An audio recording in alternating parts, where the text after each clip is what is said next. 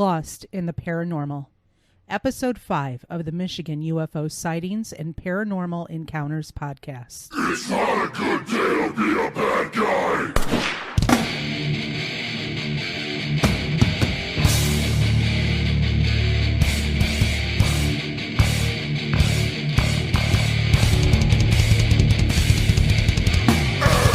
Hello, and welcome everyone to the podcast. I am your host, Wayne, along with my lovely co-host and wife, Michelle. Hey there. Coming to you from the glacial dumping grounds known as the Michigan Basin, where we cover such topics as UFOs, aliens, conspiracy theories, paranormal encounters, ghosts, the Michigan Dog Man, Bigfoot, and all things paranormal and strange in and around Michigan. Welcome everybody. Hey everyone. And welcome back to the podcast. Again, if you are new to this podcast, thank you and welcome. If you're a returning listener, thank you and welcome back. We appreciate all of you for listening and the amazing responses we have received thus far. So get the word out, folks.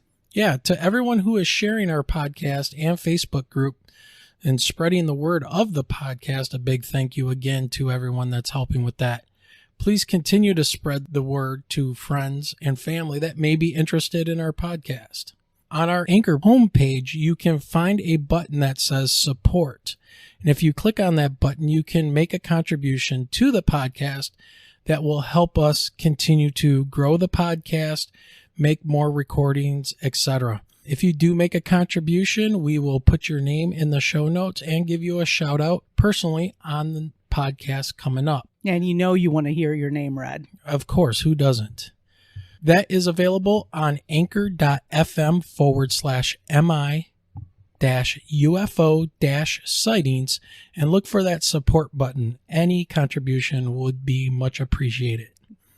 So speaking of Facebook, we also have a new public Facebook page for the podcast, and you can easily find us by searching for @MIUFOSPE.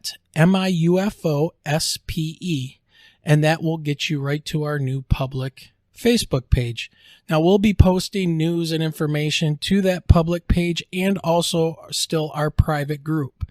So if you are still interested in joining our private group, you can make a request for that as well. Just search for us and you'll find the private group and we will definitely let you in.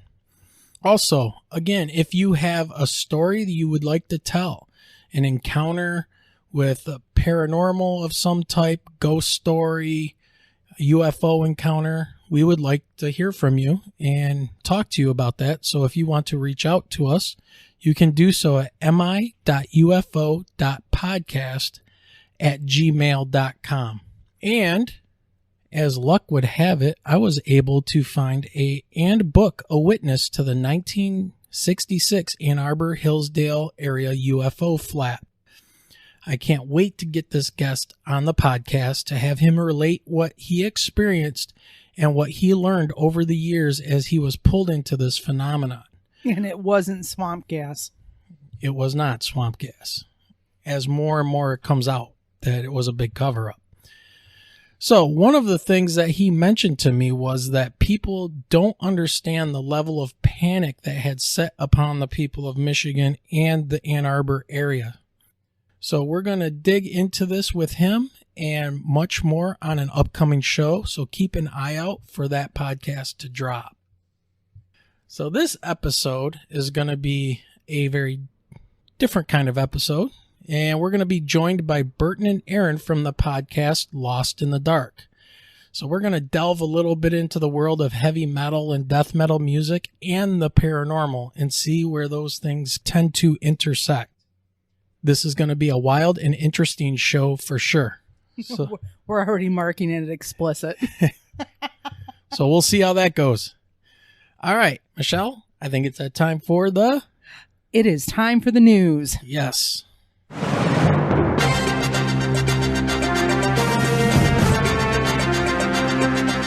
right, so first up in the news, confirmed, we will be having Terry Lovelace on the podcast. That show will be released on May 29th, leading up to Terry's speaking engagement with the Contact in the Desert 2021. And also just want to thank Terry for putting us in touch with the great people at Contact in the Desert.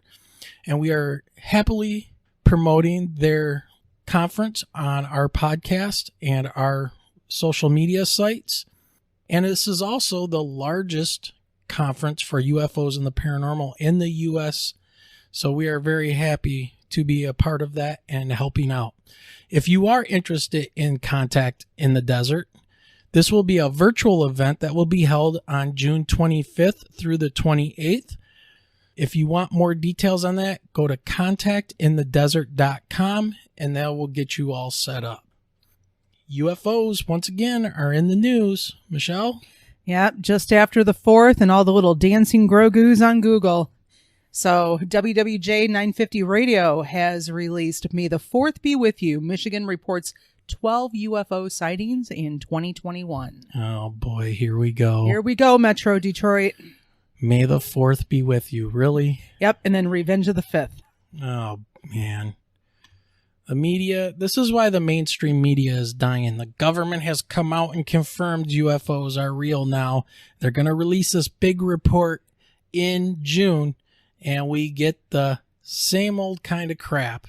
I don't know if anyone's paying attention even to the TV commercials through Sling and through Hulu. Oh, yeah. And the underlying theme of aliens, one recently where it had just like the alien head on a Frisbee. Oh, yeah. But it was the gentleman was looking to the skies afterward. I'm like, wow, something's going on here, because all of a sudden this is now the second commercial I've seen in a week for a different company where aliens are the underlying theme. Exactly. I mean, they always hint to this stuff, and now they're trying to, hide it in plain sight, I guess. There's something going on, and we had talked about this on previous episodes. Do you think something big's about to happen? I think this is the summer where we're going to find out some really fantastic things. And there was an interview that I saw with Luis Elizondo on YouTube, and man, did he have some incredible things to say. So the podcast, or the video podcast, is called The Basement Office, and there's a 2-part interview with Luis Elizondo, who was the former head of the government's ATIP program. And he goes into some great detail about what they think these craft are. But he doesn't go into too much because he's under a non-disclosure agreement. So if you're interested in checking out that interview, just look up The Basement Office with Luis Elizondo. And it is fantastic. By the way, he was the whistleblower from the government that leaked all of this stuff. So let's go ahead. So back to the WWJ 950 Radio. So the article states, besides the fact that it was Star Wars Day just a few days ago, over the course of 2021, there have been 12 reported UFO sightings in Michigan, several of which occurred in the Metro Detroit area, according to the National UFO Reporting Center. Now, the most recent report came from Clarkston, Michigan, in early April, where someone observed 2 instances of a formation of 3 lights moving rapidly across the sky. 3 lights like a triangle shape? Well, that's funny because when you go down into the cities and break it down, one of the triangular ones actually is one of the reports. So yeah, out in Battle Creek on March 12th, 2021, a triangular craft or triangular lights were reported. So that was interesting. Well, and here's the thing with the National UFO Reporting Center.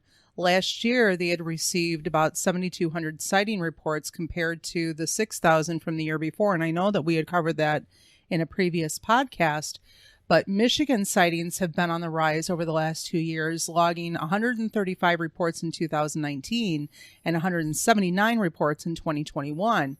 And now we're already starting out, or that was 2020, and already starting out in 2021 with additional sightings as early as January 9th in Harrison, Michigan, but the most recent being April 2nd in Clarkston.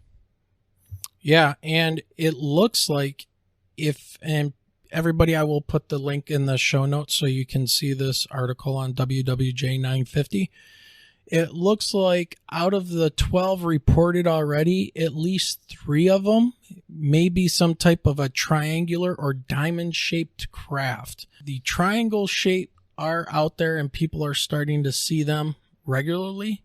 And already, like you said, we're up to 12 here in Michigan. Well, that was reported. And March 12th in Battle Creek. So, no, some Right. of our stomping grounds. Yep. So, March 12th was the last one where it actually reported triangular lights. So again, I will put all that information in the show notes for you, and you can go and check out the report yourself and go to the WWJ950 website and take a look at that. Well, leaving the news behind for now, let's go ahead and get into some shout outs. I would like to start with the podcast Kosmographia. This is the official Randall Carlson podcast. It is not necessarily paranormal, but he's a very interesting person and somebody I'm very interested in as a earth science teacher and scientist myself, looking into how catastrophes and sudden changes in the planet, asteroid impacts and things like that have affected history. So it says here that their mission is to investigate and document the catastrophic history of the world and the evidence for advanced knowledge in earlier cultures. Now, people seem to like to take that to mean, oh, people in ancient times were flying around in airplanes and stuff. That's not what that means. However, we do think that humans were a lot more advanced back thousands of years ago than we give them credit for. And they will talk about that in their podcast. It's very interesting. So he says here that you will also learn of the profound effect it has had on human civilization, both past and future, its relevance to Earth herself, and how to successfully cope with the inevitable changes that are sure to visit our dynamic geocosmic system. If the name Randall Carlson sounds a little familiar, and if you're familiar with the Brothers of the Serpent podcast, he's been on there many times, and the Brothers of the Serpent podcast also help put together the Kosmographia podcast. Randall has also been on the Joe Rogan podcast multiple times, so you may have seen him there, along with the writer and journalist Graham Hancock. And they've both kind of been exploring the whole mythology of cataclysms being woven into a religious kind of a context. So it's very interesting stuff. Go ahead and check them out and see what you think. I also want to give a shout out to our friends at the Midnight Truckstop, which is hosted by Big T and the Blue Knight. A very cool couple of guys with a great concept as they explore those strange and unexplained incidents that so many of us have experienced while traveling along desolate highways. Give them a listen as they collect stories from all around the country from truckers and travelers alike. And we can't forget our guys at the Lost in the Dark podcast, hosted by Burton and Aaron. This is a pretty cool podcast that bills itself as an attempt to capture incredible conversations between best friends as we explore all of our passions, but especially music and the world of heavy metal. So if you're into paranormal investigations and loud heavy metal music, give them a listen. Strong language, but it's heavy metal and the paranormal. What else would you expect? Keep listening because the guys are joining us next. All right, and I think with that, it's time for... Well, it's time for a commercial. I think it's time to hear from one of our sponsors. If you haven't heard about Anchor, it's the easiest way to make a podcast. Let me explain. It's free. There's creation tools that allow you to record and edit your podcast right from your phone or computer. Anchor will distribute your podcast for you so it can be heard on Spotify, Apple Podcast, and many more. You can make money from your podcast with no minimum listenership. It's everything you need to make a podcast in one place. Download the free Anchor app or go to anchor.fm to get started. All right, ladies and gentlemen, we are here and we are talking to Aaron and Burton from the Lost in the Dark podcast. Gentlemen, thank you for joining us. Thank you so much for having us. Yeah.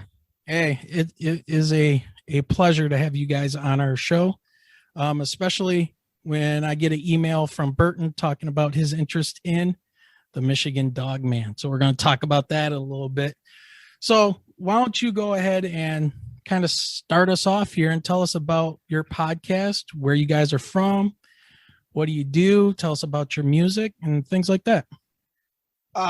Well, we are from Lansing, Michigan, and we the start of the podcast is kind of funny. It was just kind of like a pipe dream idea I had with my cousin, actually, Preston, and him and I kind of started recording some stuff, and I actually convinced him to record like a few podcasts, but I was like, don't worry, I'll never post these. This is just practice. Famous last words. And then I did the same thing with Aaron here, because Preston, see, I live in Lansing. Preston lives out near Flint. So we're an hour apart. So it's kind of hard to do stuff on a regular basis. But Aaron lives really close. And so, and it, I don't know, it was just this idea of all these times, because we live in Lansing. So every time we want to go to a concert or something like that, we have to drive an hour to Detroit or Flint or whatever, Grand Rapids. And these conversations we would have in the car or just driving around, hanging out or whatever. I was like, these are great conversations. I wish these were recorded. And so that was kind of the start of it. And so I kind of tricked Preston and Aaron because I was like, these won't ever be posted. And I ended up posting some of them as our first episodes. Well, it's kind of like what I did with Michelle over here. I kind of roped her into doing this. She's like, I don't know anything about UFOs. And well, he just knows that I'll sit back and criticize everything. Yeah. But we saw one together, which kind of blew our mind. So yeah. So go on. Yeah. So yeah, your story is unbelievable. I love that story. But I just kind of I guess tricked him into doing it with me. And we've just been rolling ever since. For a long time, it was just audio. The pandemic kind of forced us to be on video. But that has actually worked out really, really well for us. And we've gotten some amazing guests, and now we've gotten to the point where we get to be guests on somebody else's podcast, which is amazing. Yeah, so yeah, absolutely. That's kind of where it started, I guess. I think because you kind of had to coax me into it a bit. I did. But it was mostly just because I didn't really understand quite what it was at the time as far as podcasting and how the whole, so kind of very much the same. But I guess for me, I, in conversations and talking and doing all the from different shows and from leaving, it gets to a point where, we kind of wanted to try to give back a little more to, and try to give a bit of a voice and do a little more of a promotion for a lot of the bands that are around the area as well. Because that's something that, and being in the scene and metal scene. For quite a while, and just playing with friends bands and just having just seeing all these great local acts or whatever, and just feeling like they just kind of get overshadowed by some of the Detroit, Grand Rapids area type of sound. Sure. So yeah, that's kind of where. Yeah, very cool. Yeah. So how long have you guys been now doing this podcast that you weren't going to record and put out there for anybody to listen to? We actually, first week of March of this year marked 3 years. Wow. Okay. Because I noticed you have 100, and the last one I saw listed was 183 episodes. Yep. So is that weekly or just when you feel like it? Just go with the flow? Yeah, mostly. We try to we try to always have content out weekly of some kind, whether it be a full episode or a reaction to a music video, or we call them, they're not, I don't like calling anything, we don't review anything. I don't like calling anything we do a review, but so we decided the word reflection, we reflect on albums, so we call it Dark Reflections. So we do try to have something of those out at least once a week, if not more. Kind of depends on what's going on. That too. Like if there's nothing to really, like no real metal news, nothing. And a lot of times it was, going back, it was, start talking about going to shows and Yeah. a lot of it had to do with, like talking about the show, like reviewing the set and all that stuff. And now that that's not really a thing now. Yeah. We talked about that in the beginning of the pandemic when we were figuring all this out. We were like, most of our episodes are about us talking about the show we just went to. Now there's no shows to go to. What do we talk about? Right. Cool. All right. So, man, 3 years. Man, what has it been for us? 2 months? Something like that. Something like that. And it's been a wild ride already. Just yeah, you guys incredible. are killing it. Man. Well, and with our schedule, like every 2 weeks is a good thing. Yeah. Yeah, I mean, yeah. actually, I'm going to try to get this episode out this week, actually. So, just as a extra little thing, but with our schedule right now, it's crazy trying to get all of this put together, and the amount of time I do in post-production, let alone the actual recording is a lot. And I see you guys do some video stuff as well. And I can't even begin to imagine trying to do all the editing and stuff on a video podcast. I know like Rogan and those guys, they just let everything run and that's it. When they're done, they just hit stop. They don't care. Is that how you guys do your video podcast as well? Yep.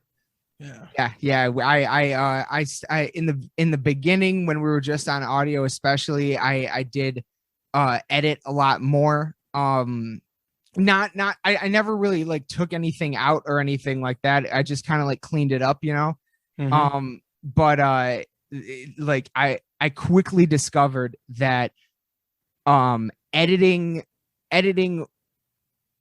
so 1 hour of podcast would equal at minimum 2 hours of editing. So Easily, for every yeah. 1 hour, it doubles. And at that point in time, it was okay because I had the time. I could work on it while I was at work, actually, and I could do that. It worked. But after that, I just stopped editing everything. I was like, you know what? Content's content. Let it all fly. Right. Just put it out there.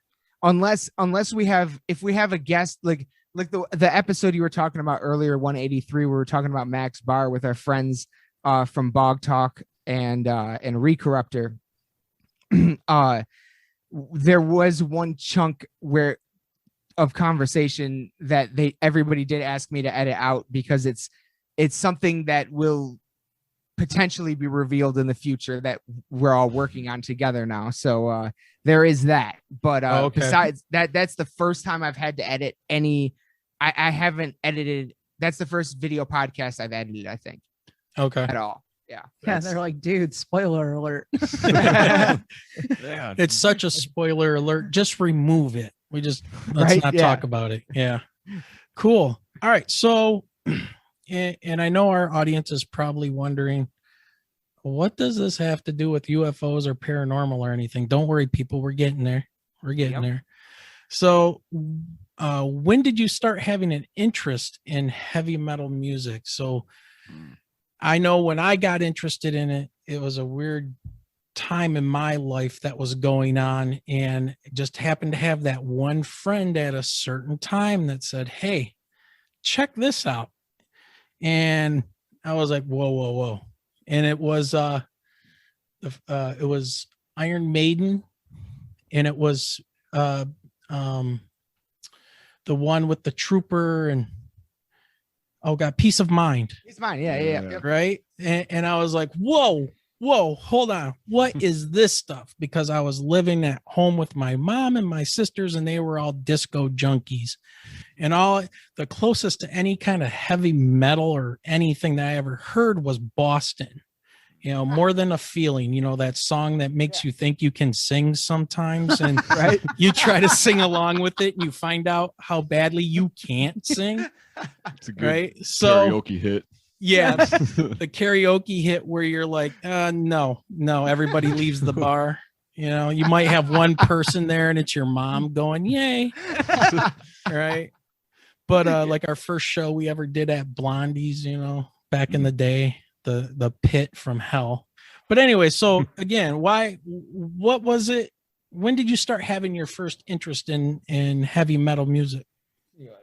Well, for me, it was kind of something that I picked up on a little bit later, because my dad played drums for his whole life, just about. And so that's kind of how I got into playing drums and getting into music. There's like, my mom used to sing for, she'd do like churches and stuff and do like, you know, that sort of thing. She's really good. And then, so yeah, that kind of, you know, in getting into playing drums, getting into kind of, you know, wanting to start a band and not really knowing quite the style of it, just knowing that I wanted it to just be something heavy and something, because I like, that's the fun part for me is I love being like the, you know, a lot of times the drummer starts the chaos because of the, you know, especially in heavy music with like the, you know, the cymbals and the breakdown stuff. So that was always, I was always kind of gravitated towards that. And really it was like, as far as like trying to pinpoint like a band or like what led me to it, I think like it wasn't really until like Slipknot, let's say, like they were a huge, because it was very percussive, it was very like, you know, aggressive. I love all the just the extra added bits of it. I like the theatrical elements of it. And so yeah, that just kind of, from getting into that, and then that quickly led to, you know, death metal and Black Dahlia Murder, and so Detroit band. Yeah. What age was that though? I was like probably middle school. So I was like, I don't know. Like middle school. Yeah. That's interesting. 13, 14. Yeah. I think that was probably about the same age when I got introduced to the whole Iron Maiden thing, which quickly escalated to Metallica's Ride the Lightning. The little cassette tapes. Nice. And you slip them in your Walkman and you're like, what is this? Yeah. Oh my God. Listen to that. What is that bass drum doing? How many bass drums is he playing at the same time? What the heck's going on here? Yeah. And then the next thing for me was Power Slave by Iron Maiden and Master of Puppets. So I was like, now I'm in full bore metal mode as a kid. And then I had the Power Slave poster on my wall, and I remember spending hours just looking at that thing and looking for little hidden little gems. Oh, look, they're walking a mummy up those stairs, right? Oh, look at that. Yes. It was just so cool. It was like, oh, look at all this stuff. So yeah. All right, Burton, what about you? You and I, we have similar, God, there's a lot of similarities. I was never, I always really liked music, but I never really like, found it until metal in that way. And, it was probably, well, my really earliest memories are my dad. The only really like metal band he ever liked really was Kiss. So I did listen to a lot of Kiss growing up. But then it wasn't until about really late elementary school, early middle school area. My uncle, my dad's brother, started showing me Gwar. A lot of Gwar, Metallica, Iron Maiden, KMFDM, Rage Against the Machine. Rage Against the Machine was a big kind of like bridge band for me. And then it was Metallica's Master of Puppets. I remember I that CD I had in my Discman player or whatever. I played it so many times in that the laser burned scratches into the disc, so I couldn't listen. I had to get a new one. So that was a big one for me. And then I remember watching like those things on VH1, like 100 most metal moments and stuff like that, like behind the music mega. Yeah, stuff like that. Yeah. And I remember on one of the, oddly enough, I remember Brian Posehn was being interviewed, and he said he would always draw like the Iron Maiden logo on all of his notebooks and stuff. and he loved Iron Maiden and Eddie and everything. And so I not only started doing that, I remember going to Best Buy and calling my uncle in the aisle, hey, which Iron Maiden album would you suggest for me to buy? And because I'd never got one. This was my first one. And he said Peace of Mind, Peace of Mind. He said Peace of Mind, but they didn't have it. So instead I got Number of the Beast. Oh, well, there you go.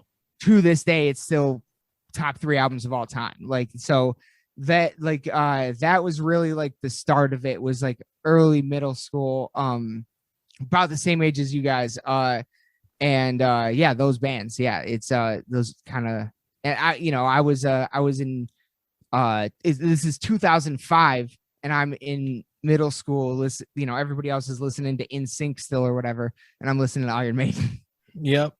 Yeah, that's funny. All right, let's see. Let's do, well, how long now, Aaron, you're the drummer from Bogwraith, which if you guys haven't checked out Bogwraith and you like the heavy metal, death metal kind of a vibe and feel, you got to check them out. He's an amazing drummer. It blows me away watching and listening to some of the music that you guys do. And Aaron, you're not in a band at this, or Burton, you're not in a band at this time or anything Correct. like that. Okay. Yep. So Aaron, I guess this is more directed towards you, and Burton, if you need to jump in here, go ahead. But how long have you been playing at this, to this day? How long have you been doing drums? Well, thank you, first of all. I appreciate that. I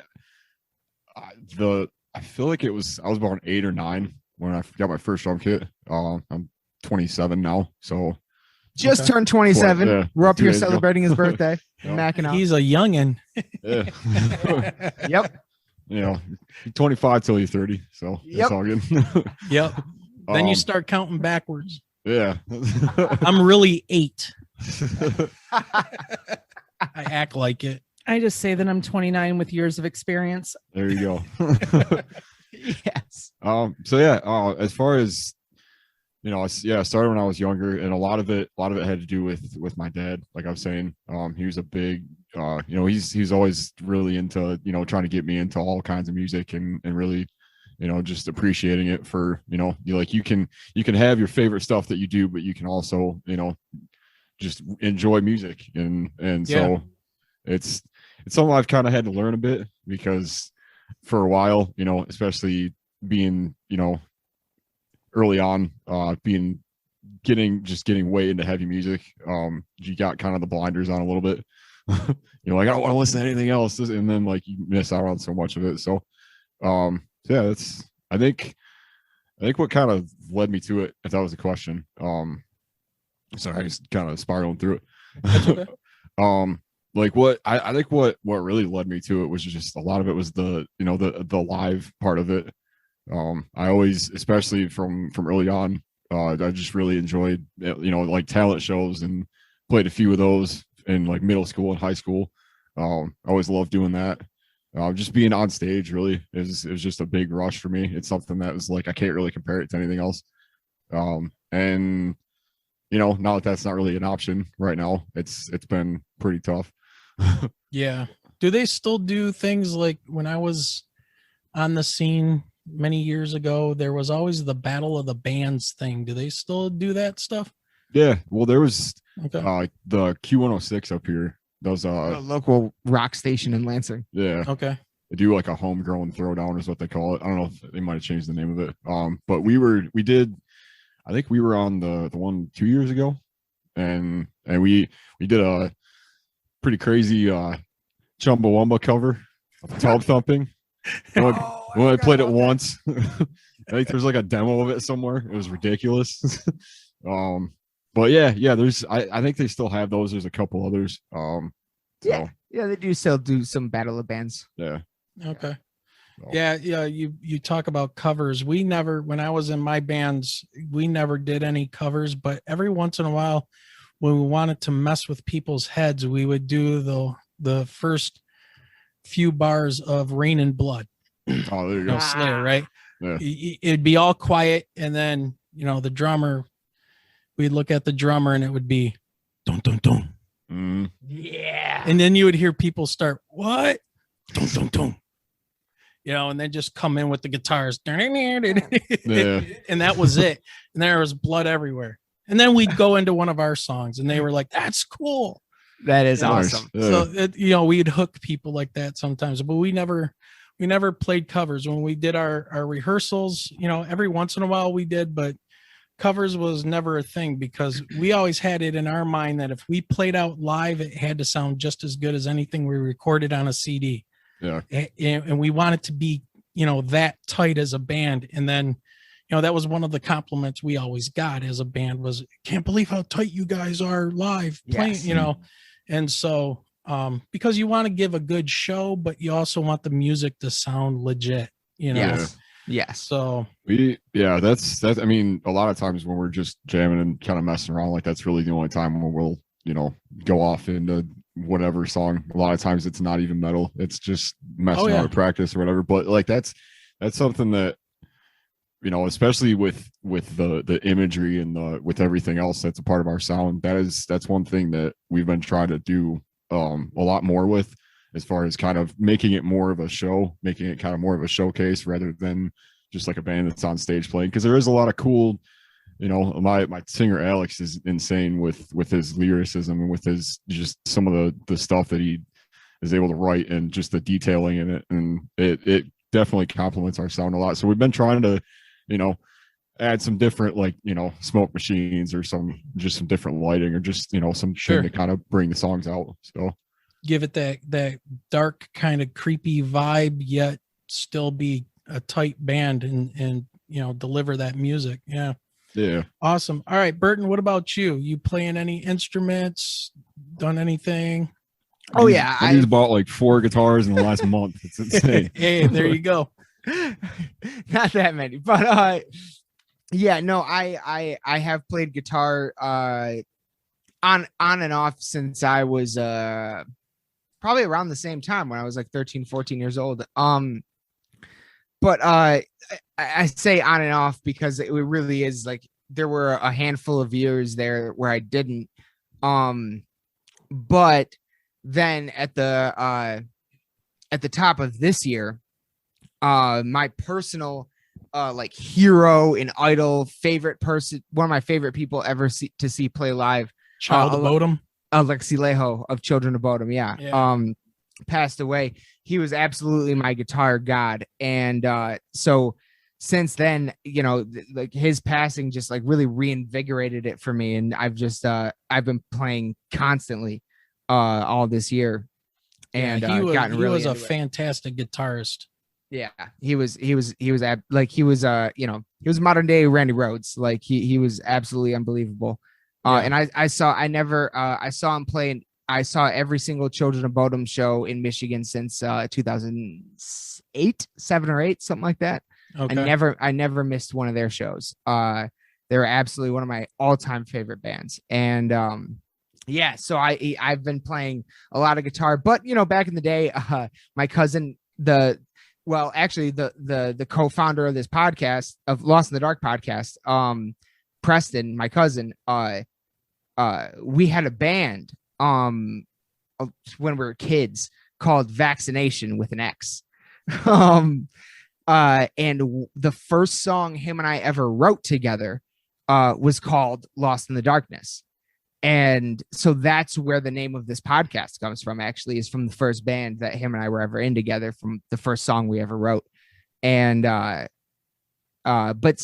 never really been in a band since then. I actually only met Aaron because I happened to be in a college class with his old lead singer from an old band he was in called Medica. His old lead singer and I met. We were both into metal, and he asked me to like kind of like be there, like kind of like merch guy, like roadie guy kind of thing, whatever. And I was like, yeah, that'll be fun. And then Aaron ended up joining the band a few months later, and that's how him and I met. So but yeah, I haven't played in a band or anything like that in a while. Yeah, I remember when I was on the scene in the 90s, and there was the band called Death, and it was right, Chuck Schuldiner, Yep. I think. And I remember he had passed away from a brain tumor, but everybody called him like the metal Beethoven. The arrangements and writing he could do and the scales he could run. And then they had Gene Oglum come on as the drummer at one point and added the insane technical drumming that dude does. And I was just like, and when it was just all getting together, and then, he ended up passing away. It was like, whoa, crazy. These people that are super talented that get taken at such an early age is just mind boggling, all the way back to like Jimi Hendrix and Janis Joplin. Yeah. All of them. So 100%. Yeah. And then, what was it? Just the last couple of years, we lost Dio. Oh God. Right? I remember where I was when I heard that news. Like, well, I remember when I was touring with Subsidence, we did a show up in the UP at a ski lodge, and we opened for Ronnie James Dio and got to hang out with them. And what amazing little guy, just an amazing, amazing dude. But this was this was a show we did where, up in the Upper Peninsula, and if you were outside and when that sun went down, the mosquitoes would just pick you up and take small children away. It's crazy up there. Yeah. And I just remember we opened up for them. I had we had industrial strength DEET on to keep these bugs away from us. And then we got up on stage, and under the hot lights, the sweat started instantly, and all that DEET went into my eyes and stuff. It was horrible. And the stage had a section of chimney going right through the middle. So if you weren't careful where you were going, you were slamming right into this pillar that was a part of a fireplace. It was crazy. But it's insane. Yeah. Yeah, I think there was like a 5-year stint where I didn't miss a Dio show at Harpo's downtown. And I think the closest that I ever got to him was like a quick wave when he was getting on the bus. But I've got a funny story. Or can I share it? I guess. Please. Go for it. The best laugh and good time that Dio probably had at Harpo's was when a young lady was sitting on somebody's shoulders and had pulled her top up to flash him, and she couldn't get the shirt back down. He literally stopped singing and just had to call it out for what it was. But hang on, you saw Dio at Harpo's? For about 5 years between that, I don't think that I missed any of the Dio shows or the Wasp shows. Oh my God. Yeah. And oh my God, I love Harpo's. That's one of my favorite all-time venues. Yeah, we used to open. Well, we opened for Acid Bath, which now Sammy is the guitarist for Goat Whore. Yeah. Right. Yeah. So we hung out with him, and man, that was a crazy show. I used to have the Acid Bath shirt that was designed by, was it John Wayne Gacy? Pogo the Clown. Oh yeah. And I lost that shirt. It got destroyed. Something happened over the years, but I ended up seeing those. Somebody or a couple people were selling them online, because when Acid Bath kind of disintegrated and the bass player, I think Audie, I think was his name, he passed away, and those shirts were going for insane amounts of money because of the artwork of John Wayne Gacy being on them. I was like, where's my Acid Bath shirt? Where did it ever go? I don't know. Was nuts. The Harpo's days, I can tell it. I could list probably 100 different bands that I've seen down there, and I've probably played there 100 times. Oh yeah. That's definitely one thing I'm going to ask you a lot about when you come on our show. Oh yeah, absolutely. Yeah, there are lots of Harpo stories. We can tell those stories. We played the Michigan State Theater, and that's and every time I keep on saying Burton, all I get in my head is Burton C. Bell from Fear Factory, because we opened up for GZR, which was Geezer Butler's side project that Burton sang for. Oh, Fear Factory. wow. Yeah. Okay. Never heard of that. So we were backstage with Sharon Osbourne, Geezer, and Burton. And I remember Burton was flirting with my wife at the time, really bad, and I was just cracking up. I was laughing. I mean, that's one of those stories, right? The stories from the road. It was crazy. And we opened for like Cannibal Corpse at the Ritz, and Malevolent Creation was one of my favorites. Now, Yeah, I love that. Oh, yeah. the Ritz is a place you guys would have loved. The Ritz and then the Palladium. No, Ritz before Palladium before it took became over. the Palladium. Yeah, but yeah, there's all kinds of stories, man. I mean, just crazy stuff. But yeah, opening for Biohazard and man, just all kinds of stuff. Well, the Biohazard show, was that Subsidence or Thick? No, that was Thick. Yeah, and it was 'cause I funny was that gonna say I Burton was at that measures. show.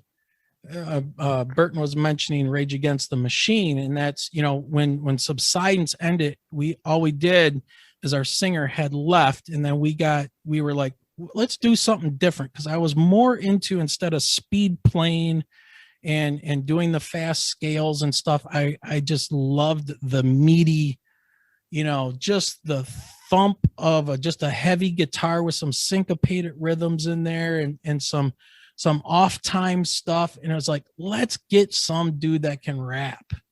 And we had one dude come out, and he was a rapper. He was pretty good, but he wasn't into the music so much. And then we ended up with Brett, who went on to go into Inkvine, a band called Inkvine. But you know, he was a rapper and a screamer, so he could rap, and then he could just, you know, cut loose like nobody's business. And so that's when we started opening for like Biohazard. I think we did Infectious Grooves as well. Yeah, from Suicidal Tendencies and stuff. So I mean, there's all kinds of stuff that we did. I mean, that's like a future episode, Music Shop Talk. Yeah, well, that's what we'll cover on their show. Yeah, We'll cover some of that. All right, so why heavy metal? What pulled you guys to the dark side of music, as they would say? Why not? Are you good? That's a good point. Honestly, it's the I don't know. For me, it's the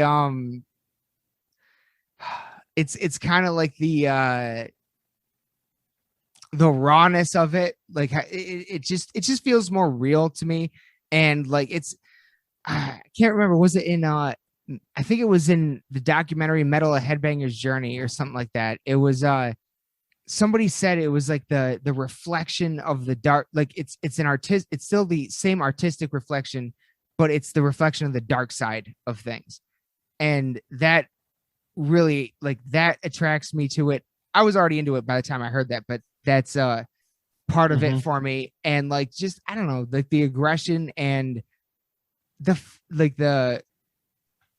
live aspect, definitely, like the mosh pits, and how it, you know, it's like if you're a metalhead, like you listen to these insanely talented musicians, right? Like these like unbelievable, like, you know, every band we've talked about tonight, like all of them are so insanely talented, and yet so many people like just ignore it. You know what I mean? So many people aren't into it. It's like we have this, like, it's like this little secret or something we all have, like a little thing, like metalheads. Like when you see another metal, like if you're out at the mall or whatever, and you see somebody else with an Iron Maiden shirt on, you go, nice shirt, bro. Right? Right. Like a complete stranger. You know, it's that, you know, aspect, the community aspect, the you know, how it's like this underground thing, but yet it's giant, but yet it's underground at the same time. Yep.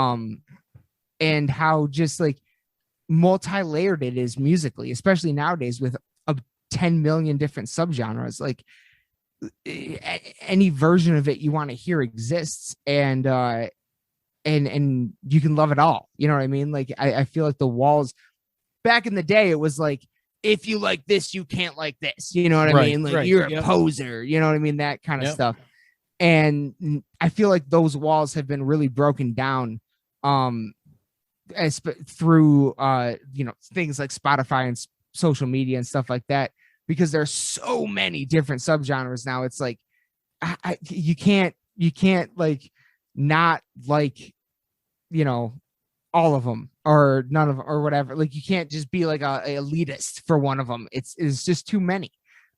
So it's kind of all of that rolled into one for me that like really keeps me going in it. It's just, I don't know. It's just nothing.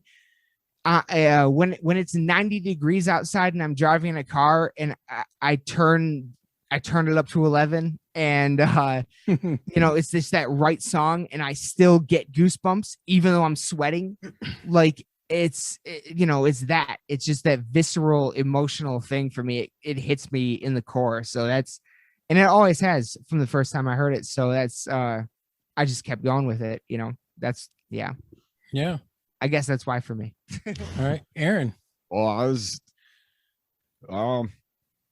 really it kind of started from hanging out with friends in middle school and stuff, and one of them was pretty into Pantera, and we'd come by and just like hang out and listen to all this stuff that I didn't really have much access to, because at the time like there was no Spotify, there was nothing, like there was no streaming stuff, so it was just whatever was on, and so kind of from there it kind of showed me a little bit of that like community aspect, because like after getting into so many different sounds and different bands, like it kind of, I was a bit, much like I'm sure all of us, like, I was pretty outsider. I was a pretty quiet kid. But I was also, it was to see something so loud and so like dangerous at the time, which is kind of why I gravitated towards Slipknot, was just that for a while they were kind of a mystery band, and then, nobody really knew too much about them. And then modern day Kiss.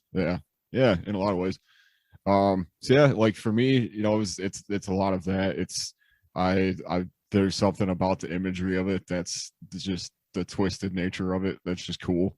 I don't know. It complements the music so well. And to your point about the artwork, that's a huge thing that we talk about a lot. Oh, absolutely. Like it's cool to have a picture, a painting or something, and to be able to, like, as you're listening to it, like kind of look at that stuff and have it add so much more to the the style of it. So that was really, I thought it was cool. I still think it's cool. It definitely was a big factor in just wanting to play that kind of music, because I just like, in as I guess shy as I was and still kind of am, like it gave me a chance to just be loud and just do something that was like, just aggressive, and just that was, kind of able to make a bit of noise in that sense. And it's always kind of funny because, I still have people that, that I went to school with, like bring up the talent show stuff and all of the, they were like, oh, you're just the quiet kid, and like you just get behind the drum kit and you just blast away. And it was like, it's like, where'd that all come from and stuff. So it was, there's just that like sense of community, that sense of like being a part of something that was, bigger than us, bigger than, so. Yeah, man, back in the day, so I don't know if this is true anymore or not, but back in the day, you talk about community and things like that. And I would say, we were a pretty close group of metalheads back in the day, bands like Suicidity, HMR, Siren, there were these bands, but there was also a vicious competition. Does that still exist? You can speak on it more than me, but I really like it in the same way that I feel like the walls have broken down to be like an elitist for a specific genre or whatever. I feel like that's been broken down as well. At least in the scene in Lansing, I feel like I can't really, say anything about it anywhere else, but at least in the scene in Lansing, from what I've seen, it's more of a mindset of like high tide raises all ships as opposed to competition. Yeah. Well, and just from, it was really like I guess the thing that I can pinpoint to it is the, you know, the difference between like the metal and the hardcore. Like that's, I remember like we, you know, listen to the Josta show quite a bit. Yeah. And he talks about just the constant, you know, like the infighting and all that stuff. And like really to me, I don't really see it as much anymore. Just because, you know, everybody's trying to just build up everybody, and everybody's kind of doing a different thing where like taking bits of things that they enjoy and like just doing it in there because it sounds cool, not to necessarily like be a part of like, oh, just because you're a death metal band you can't do this, you know, sort of thing. Like, you know, I feel like there's a lot of you know, like yeah, like cross genres and different things, and like, you know, there's the blackened side of things. Like a lot of bands are adding more black metal elements to their sound, and you know, just experimenting a little bit differently. So I feel like it's a bit less than it was, and maybe once shows come back, people will be a little more aggressive about it. I'm not sure. I don't really know what it's going to take for that to happen. So, well, observation that I've made, which I think probably drove a lot of the competition back when we were in, was that there was almost this perception, and maybe it was real and maybe it wasn't, but that there was basically a slotted number of, you know, slots that, you know, metal bands were going to get picked up by a label. And yeah, we all would go to each other's shows and support each other and things like that. But if there was a label sniffing around and you wanted to have your stuff recorded, you better be the best band there is, and you better sell yourself, right? You prostitute your band. What I see nowadays is that with everybody with the computers and us doing a podcast right here and having a Focusrite, you know, 2i2, where you got inputs right there. You could record a guitar, get a little digital drum machine, and you can be making music and putting it out there with nobody in between. Now you can do really what artwork stuff you want to do. You want to do ska, you want to do metal mixed together with a female screamer and a male singer, and then throw in a rapper too, and you could do it. You don't need the permission and the money from a label. Exactly. And this is where I think that the main, I guess, mainstream media, whatever, these people that used to control the record sales and the gatekeepers, right? They're pretty much gone, right? Yep. And I think that's, you know, because like I listen to, and Aaron, correct me if I'm wrong. So I listened to like some of the Bog Wraith stuff on YouTube, and in my ear, this sounds like what we would go into the studio years ago to get that sound. We would drop 10 grand, you know, to have a guy and somebody master it and things like that. And I listen to you guys and I'm like, that sounds like 100% just solid. Like you're a signed band with albums and a billion fans. Like you got that much backing behind you. What's going on with you guys like that?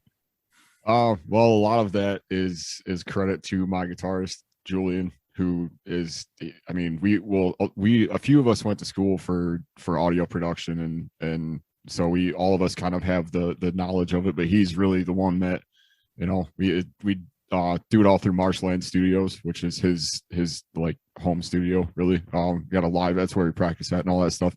And to your point, like, you know, I feel like it, you know, with the everything being so easy and accessible as far as like equipment and like programs that you can download like 4 different plugins for a guitar and get the sound that you want. But it really kind of comes down to like the song and the songwriting and stuff, which is kind of the base of it. I mean, what is it? I mean, you can get this GarageBand, I think, software. Is that like a Mac software? You can record stuff. You can have Audacity. Like I use Audacity to record the podcast and do all my post-production. There's just so much freedom at this point without those gatekeepers holding you back. Yeah. But yeah, so continue. So yeah, I mean, as far as he's goes over everything with a fine tooth comb, and like it's pretty insane to have that kind of like quality just from doing the DIY approach, and just really, getting the super intricate details and stuff, and a lot of like the ear candy stuff is cool to me. Yeah. Plus I think, with the money aspect you're talking about, like I feel like it's gone a different direction. Like now you're not so much paying for the producer and the studio time and all that stuff. Now it's equipment, and it's learning it kind of, so it kind of, the pay is a little different, I feel like, or like the expense, I guess. Yeah.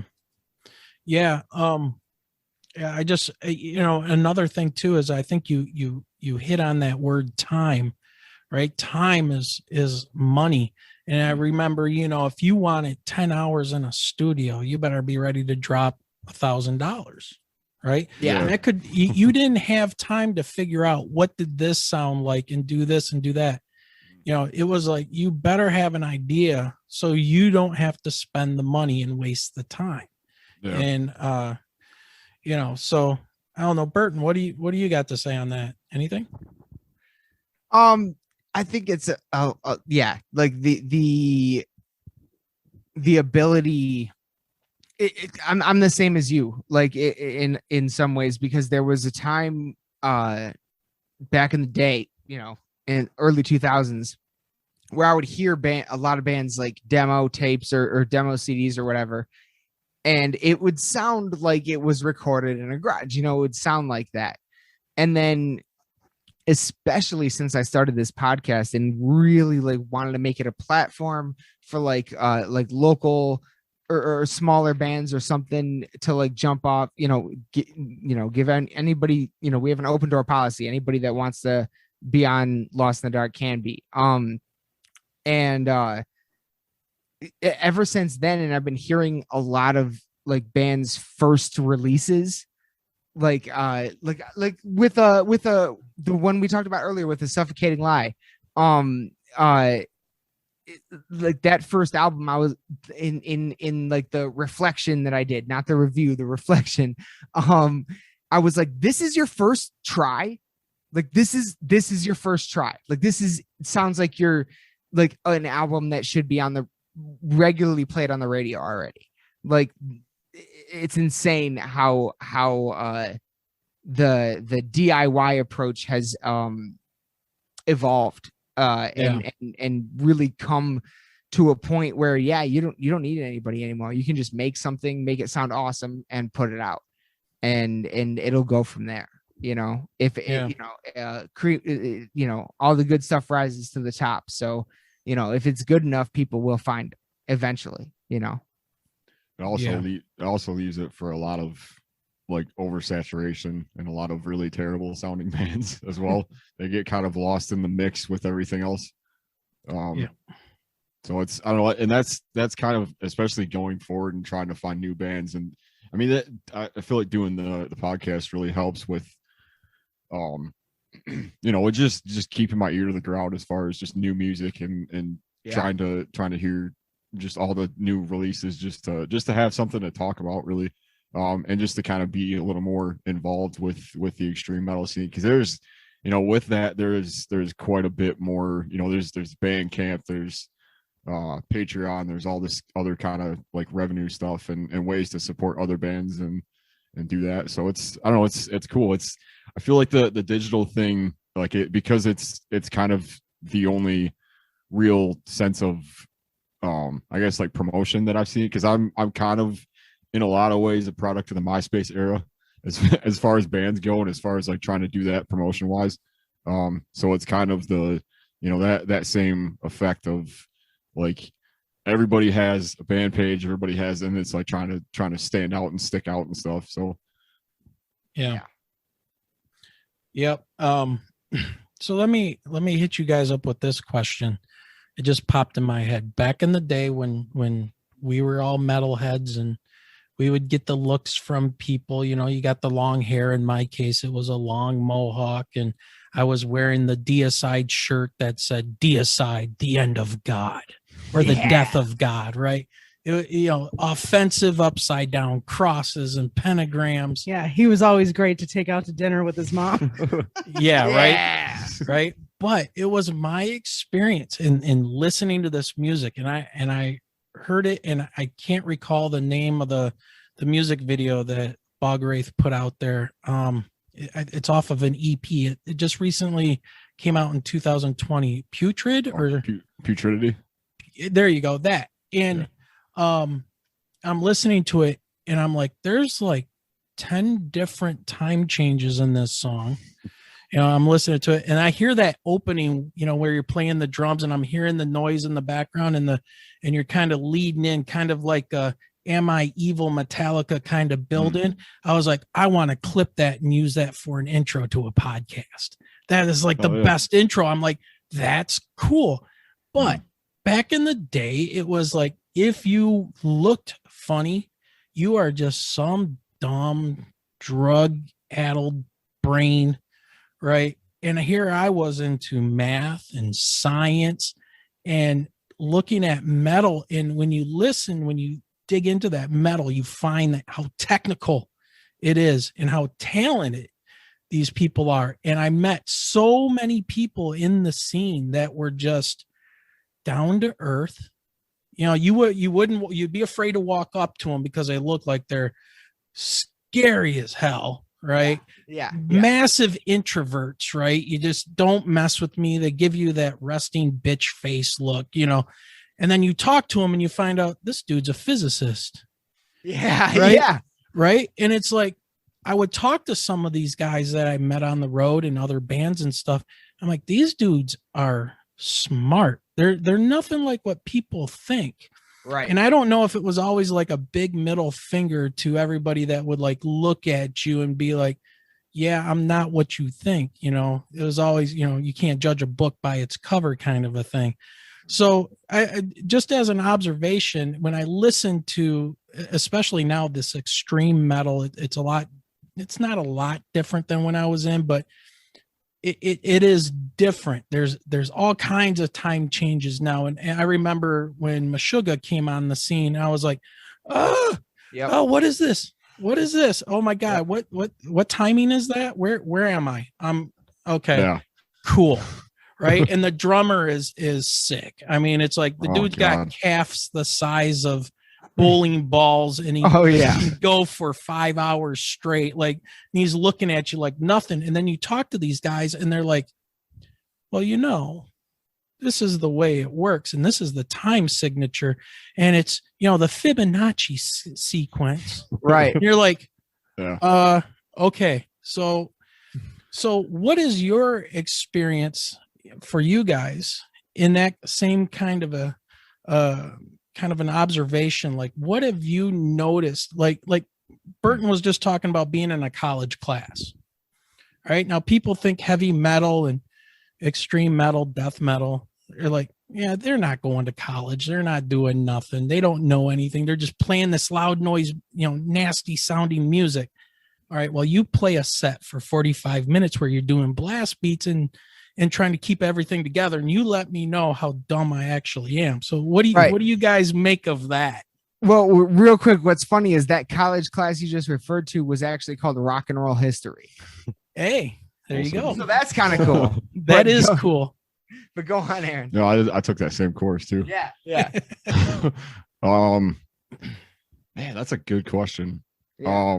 Because I do feel like just maybe more so just with the way that the world is, maybe the way that like things have kind of changed. I don't really feel like it's as shocking anymore.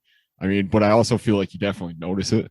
Like it kind of, what Burton was saying about, seeing somebody in a specific shirt and like giving them the horns or whatever, just that initial recognition of it. But as far as like, I don't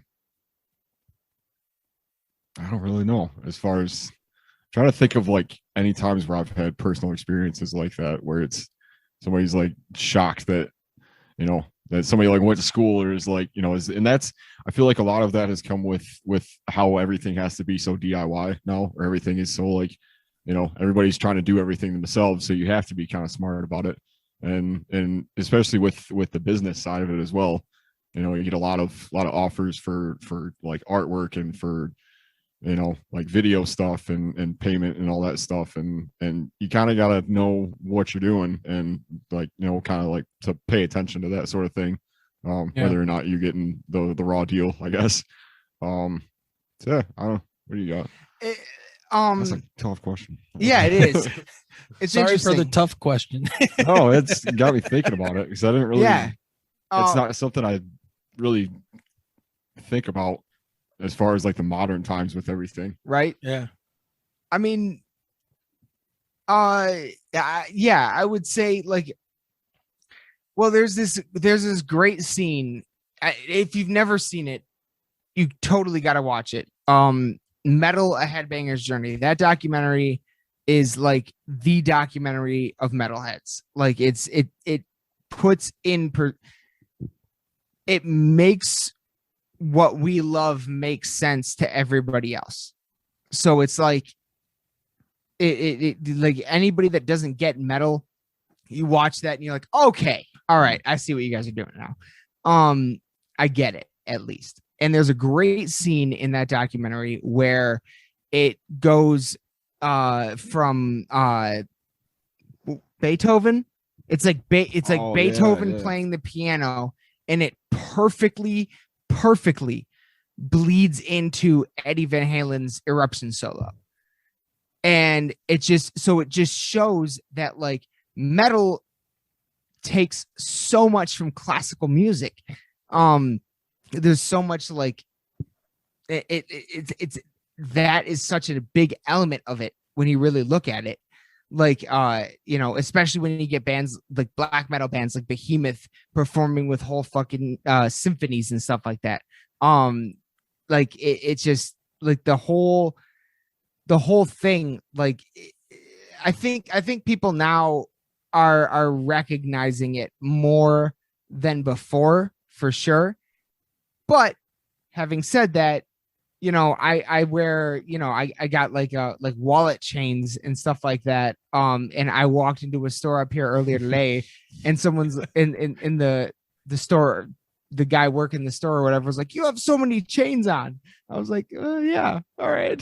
Like, so you know, I guess, you know, depends on where you go, but I do think that it is. You know, with everything that's been, you know, after, you know, in a world of where Slipknot, Eminem, and Jackass is 20 years old, you know, how and Marilyn Manson, you know, how shocking can you really be? You know what I mean? Like where can you take it now? But at the same time, I do think it does. You know, some people, you know, just aren't.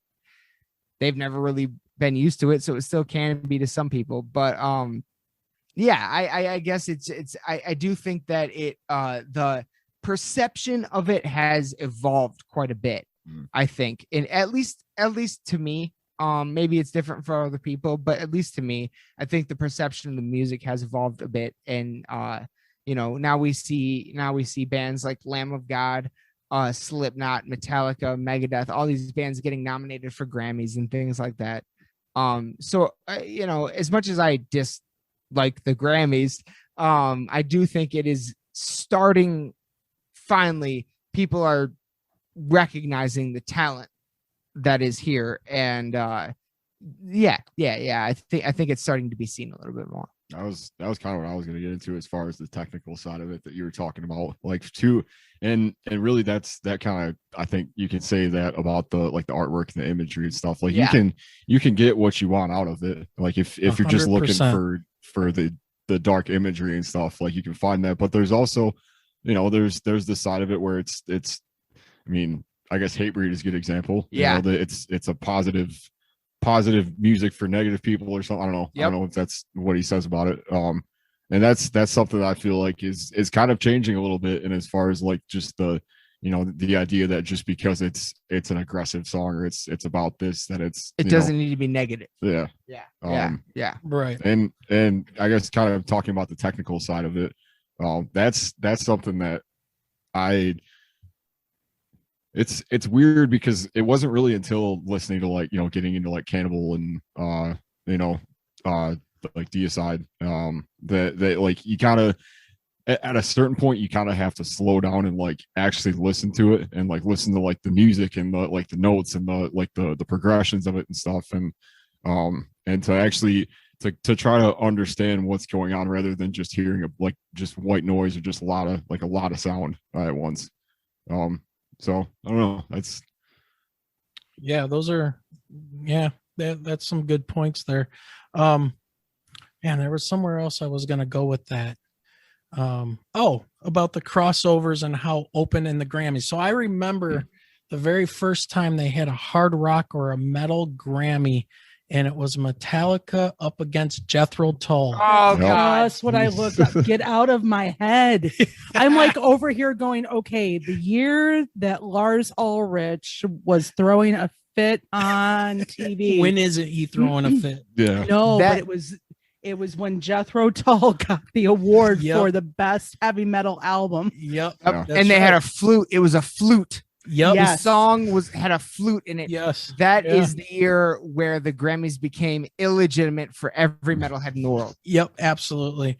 And no longer counts. What is it? Was it the Grammys recently where it was it Lady Gaga was coming out to sing with Metallica. Metallica, Yeah. right? That was a few years ago. Is that a few years ago now? A couple years ago, at least. I don't know. It wasn't. Yeah, it was. Yeah, I remember seeing that performance, and honestly, like Lady Gaga is actually in, as far as I understand, from what I've seen, she's actually into some metal. Like she actually likes heavy metal music. So there's some of that cool with that. Some of that crossover. Yeah, and her voice fluctuates. So Yeah. She has a great voice. Like I think she's great. But there is. Yeah, we are starting to see a bit more crossover for sure. Yeah. Anthrax, Public Enemy Started there, right? Yeah. Well, Anthrax Public. Yep. Well, that was more the new metal kind of like rap rock sort of thing. What was the Aerosmith one? There was an Aerosmith one, wasn't there? With Run DMC. Run DMC. Yes. Was it Walk This Way? Yeah. It was Walk This Way. Yeah. When you brought that up song Anthrax, is hard. Right. Well, Anthrax, the Bring the Noise. Yep. Yep. That song is amazing. With Public Enemy. Yep. Yeah. And I remember when Subsidence kind of fell apart. Well, we lost our singer and we wanted to go more of the bring in the rap and do just heavy rhythms and all this and have like rap and a screamer kind of over the music. We called it H3. And people were like, well, what's H3? You guys were Subsidence. What's H3? We said hardcore hip hop. That's what we called it, H3. And that was our first EP when we recorded songs before we did the album Shock the World. That was the first EP. It was called H3. And it had like 4 of our songs on there before, and then they made it onto the album when we recorded the album.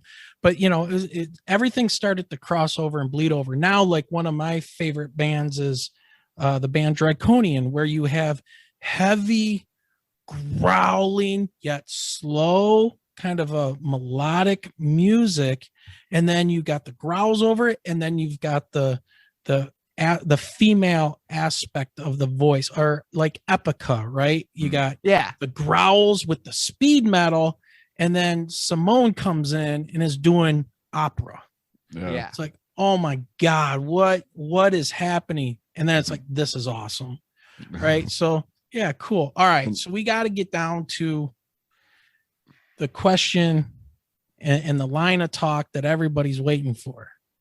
Yeah. So one day I get an email from Burton. Never heard from him before. Don't know what's going on. And he tells me he loved the podcast. So I got to ask you, how'd you find out about the podcast? I think this was like our second episode that we did, or third episode. Yeah, it was, I think, third or fourth, the Havoc of the Dogman. Yeah. Cry Havoc and Let Loose, the Dog Man of War. Yes. Play on Shakespeare there. Right. But what is the connection between, what do you think the connection between heavy metal music and the paranormal? So what is your attraction about that? Where are you guys coming from, and how do you feel about that, and how does it play in with you guys? Okay. There's well, a lot there, so I'm yeah. gonna sit back and let you go. You're good. You're good. Okay, so the start of it, I kind of well, first of all, at the end of every podcast that we do for Lost in the Dark, every time we have a new guest on, it's because the guests that we have typically so far, at least, have been different bands from around the country. And so most of the show is me asking them about, that stuff. But the last question I always ask everyone new that comes on the show is, have you ever had an experience that you would describe as paranormal? And on top of that, in whatever studio, big quotation marks there, whatever studio we have, it's a basement. I always have, and I want to believe, Fox Mulder X-Files poster up. And I have one in my room at all times as well, because it's just, that's kind of the sentiment. That's, it's like, this is all stuff I love, I'm passionate about, and I want to believe in. But also, and are you a science teacher? Yep, I teach Earth and space science. So yeah, and that's a funny place to end up as a former metalhead teaching high school Earth science down in Detroit to a bunch of inner city kids. That's awesome, though. That's awesome. Now that's metal. Okay, that's what I was gonna say. That's metal. That is metal. That is metal. But that is mentality, the approach that I take with this stuff. I love it. I'm passionate about it. I research it, but extraordinary claims require extraordinary evidence. And we got to use the scientific method and everything. Like, we need, like, if like, we can't just like see something and, oh, that's proof. No. Like, we got to go through the steps. So that's kind of where I'm coming from on this stuff. Where I actually found your guys' podcast. God, I think it just popped up on Facebook or something. I think it just like randomly popped up on my Facebook feed or something. And it said Michigan, it said UFOs and paranormal, and I was like, like, that's exactly what I'm looking for. I'm looking for Michigan podcasts about this kind of stuff. 100%. Ever since I was a kid, I remember when I was like 10, 11 years old, my mom would take me, to the library, me and my sister. And the only section of the library I would go to was the one with like the Loch Ness Monster books and in the Bigfoot books and stuff like that, like the ghost books. I saw Ghostbusters. I saw Ghostbusters when I was like 4 years old or 5 years old or something like that. And I love that movie. To this day, it's still one of my favorite movies of all time. So like that, I've always been kind of into like the paranormal, the mysteries, the dark side of things. I've just always been into it since I was a very young kid. So that's kind of my, I guess that's kind of how I got into it. And that's almost like the same description you gave for metal. That's what metal is. The dark side, kind of a creepy vibe, right? Yeah. I was always more into Captain Hook than Peter Pan, like. Yeah, he's got a whole nother story we don't know about. Right. That's what I'm saying. Yeah. All right. What about you, Aaron? Well, mine's a little bit different, just because I to be honest, I can't really pinpoint any like specific paranormal things that have happened, but I am not closed off to it, and I think you'd be naive to believe otherwise.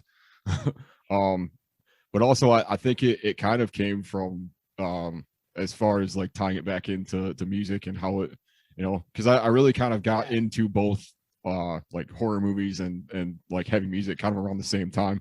And it was always, specifically I remember being really into like zombie movies and just kind of seeing that, but that's a bit more of like a fantasy side of horror and telling that story. But yeah, and it kind of really later on led me to the the understanding of what the paranormal is, and the whole, I guess really The Exorcist was kind of the first movie that, or like The Sixth Sense or any of those kind of like Shining. Shining's probably one of my favorites. But it's one of those that, like, to me, I always find that like the surreal life moments and like the things that you hear about and like the stories are always make for the gnarliest sounding music. And a lot of times, like I'll be watching something, I'll be like paying attention to something that's that's on like TV or like just some kind of documentary, and I'll hear something, or like I'll see like a part of a scene, like The Conjuring, for example. Great movie. There's a lot of really good imagery in that, and there's a lot of stuff that like is kind of fantasy, but it's also like enough to it's based off of a true story. So it's just kind of that stuff, and just hearing that scene, like the Amityville Horror. Back in the day. Yeah. So I don't know. I guess that's kind of where I get it from. It's a lot of just getting into it and realizing that in a lot of ways, death metal and extreme music is just horror movies put to music. Yeah. So that's especially Cannibal Corpse is a great example of that. But when it comes to like how this stuff, how like the paranormal and the horror connects to the heavy music, what I've found, it's actually really interesting to me, because like it seems like it should be all connected, right? But when like I said earlier, I talked to all these bands, and I always ask them, have you ever had any experience you would describe as paranormal? It's 50-50. That's what I found. So right, that's been interesting. It's 50-50. Like 50% of them have something that's happened to them, or they believe in the paranormal in some way or whatever, and 50% of them are just like, no, nothing's ever happened, and yeah, whatever. Like it's really interesting to me that like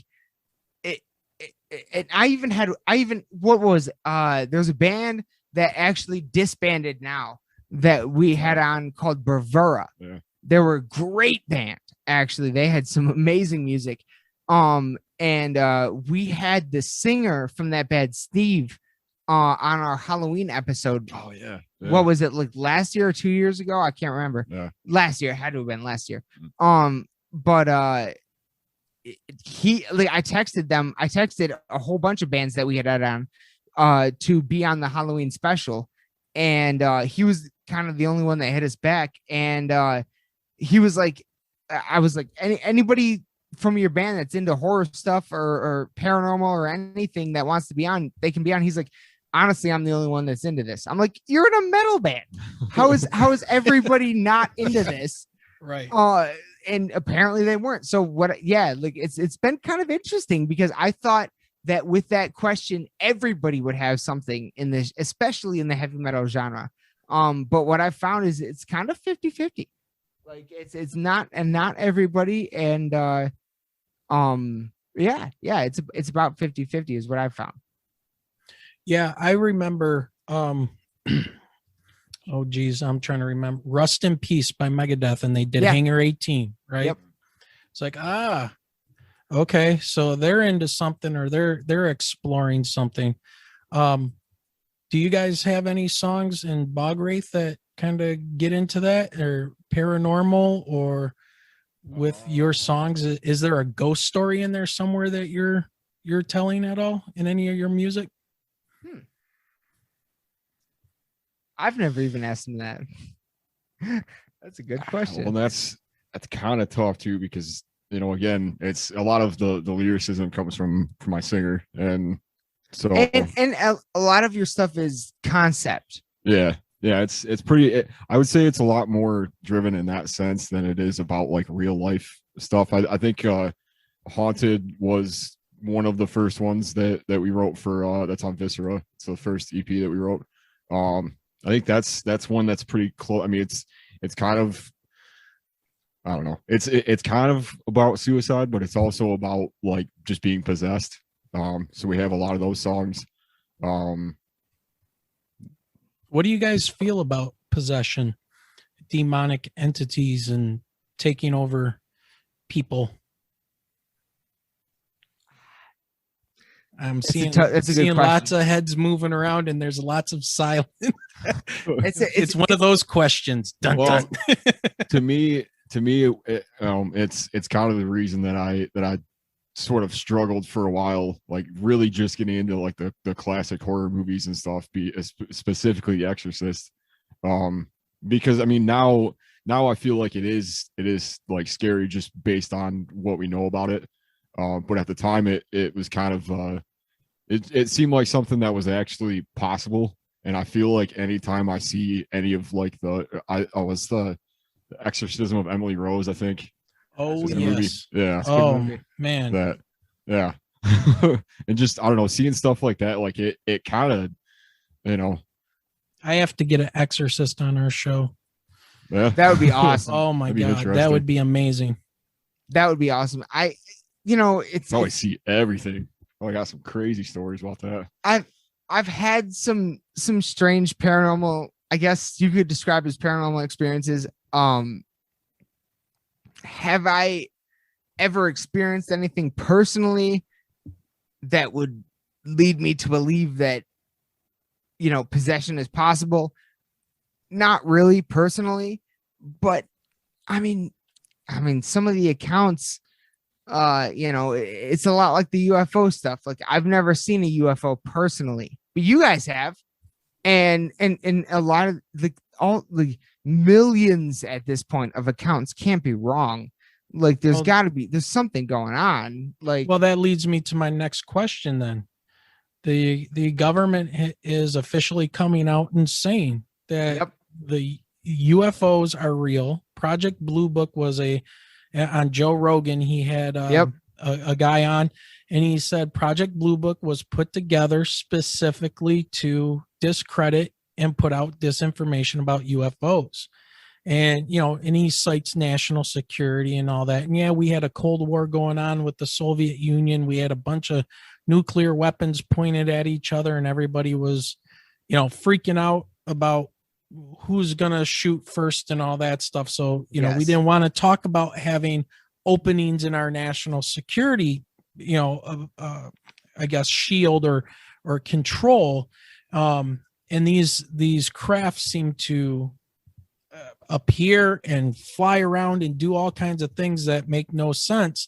And in their mind, it's like, if we can get that, if the Russians get that first, or the Chinese get that first, and they can put a nuclear bomb on that and zip it in a blink of an eye and have it right in front of the White House and blow it up, right? So we got to figure out what's going on. So they seem like that they've kind of, hid the fact that they were onto something, but then they had the disinformation artist out there. And unfortunately for Professor Hynek, when he came to Michigan, that kind of spelt disaster for him, because he was trying to say, of all things, swamp gas, right? Everything was to be, he had one day, he came here in Ann Arbor in 1966, got here, got a phone call in the sheriff's office, and they told him what to say, and he went out and tried to dismiss it in that huge auditorium filled with all the people.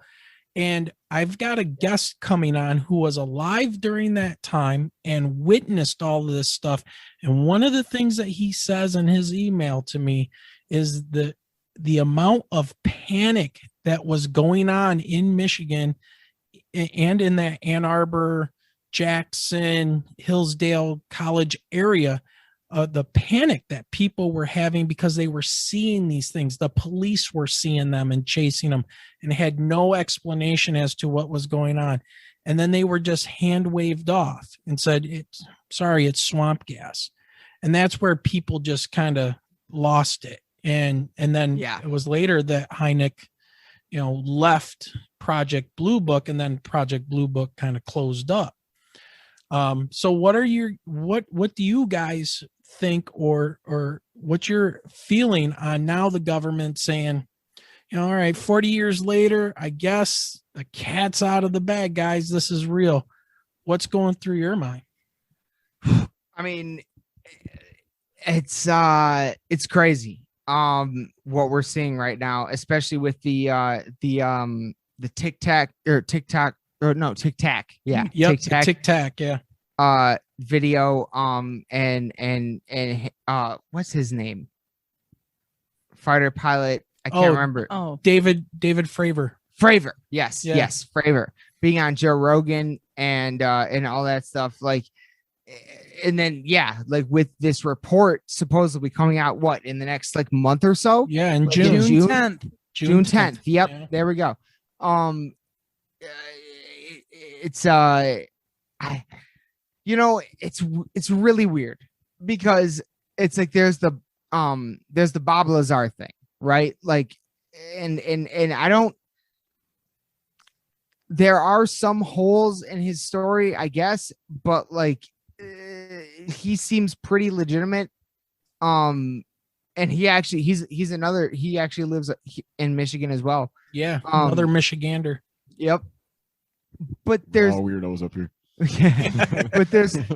but well, we live in a state that's a mitten. Yeah. I mean, True. Yeah. We're catching it all. Yeah, we're catching it all. Yeah. There it is. Leave it to the English teacher to come up with something. English teachers quippy in the house. You're pretty punny. I'm very funny. But then there's also this other to your point in a lot of ways. There's also another God, can't remember her name. I believe her name is Annie Jacobson. She came out with a book. She was also on the Joe Rogan podcast. And she actually did the footwork because when you request a Freedom of Information Act file or whatever, you have FOIA. Yeah, you have to know. You can't just walk in or email or whatever and be like, I want all the stuff on Area 51. You have to know the specific document numbers and terms and everything to request it. She actually did the footwork on that stuff and released it in a book. And according to her, the crash at Roswell, sorry, said that wrong. It was a Russian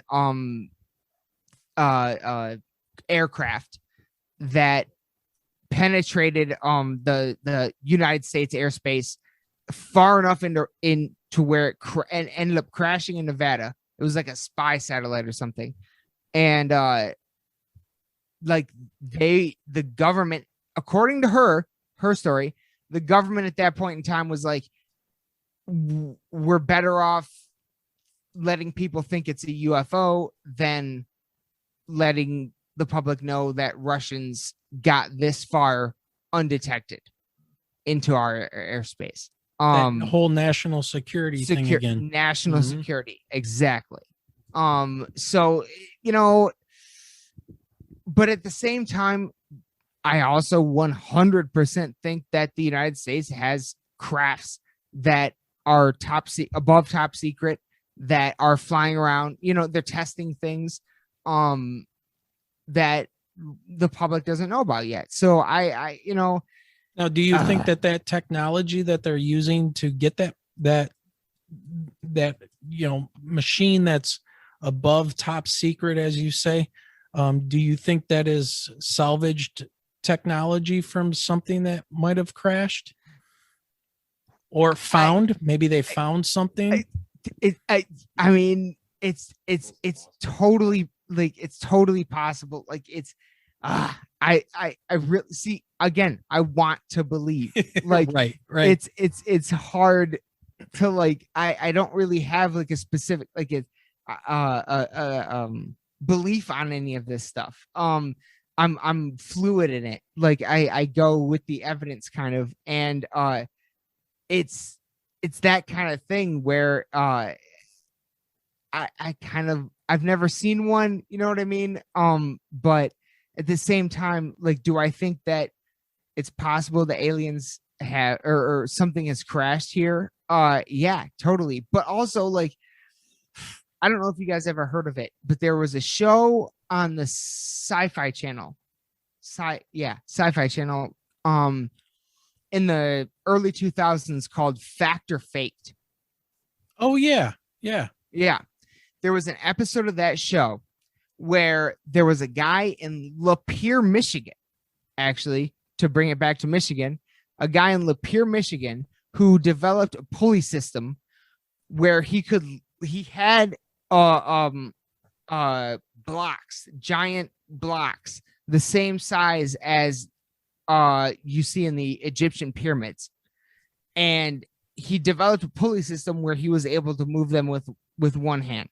He could just push it and it would rotate on the pulley system. So it's like, if that guy in Lapeer, Michigan today could figure that out, like, the Egyptians could, like, we don't really need like, at that point, we don't really need aliens to explain the pyramids being built anymore. 100%. So it's like, you know, that the ancient alien thing is a big thing, but a lot of the evidence they point to, some of it still can't be explained. Definitely the crazy right angles in Machu Picchu of that, like, in stone, that, like, can't be cut with anything other than, like, a diamond or a laser. That stuff still can't be explained. I give you that. But the construction of the pyramids themselves and all that stuff, I feel it can be. We don't need aliens to explain it. Maybe humans were just more advanced than we currently think. And see, you say that, and it's funny because we recorded our news, and we were talking about another story about UFOs in our news segment.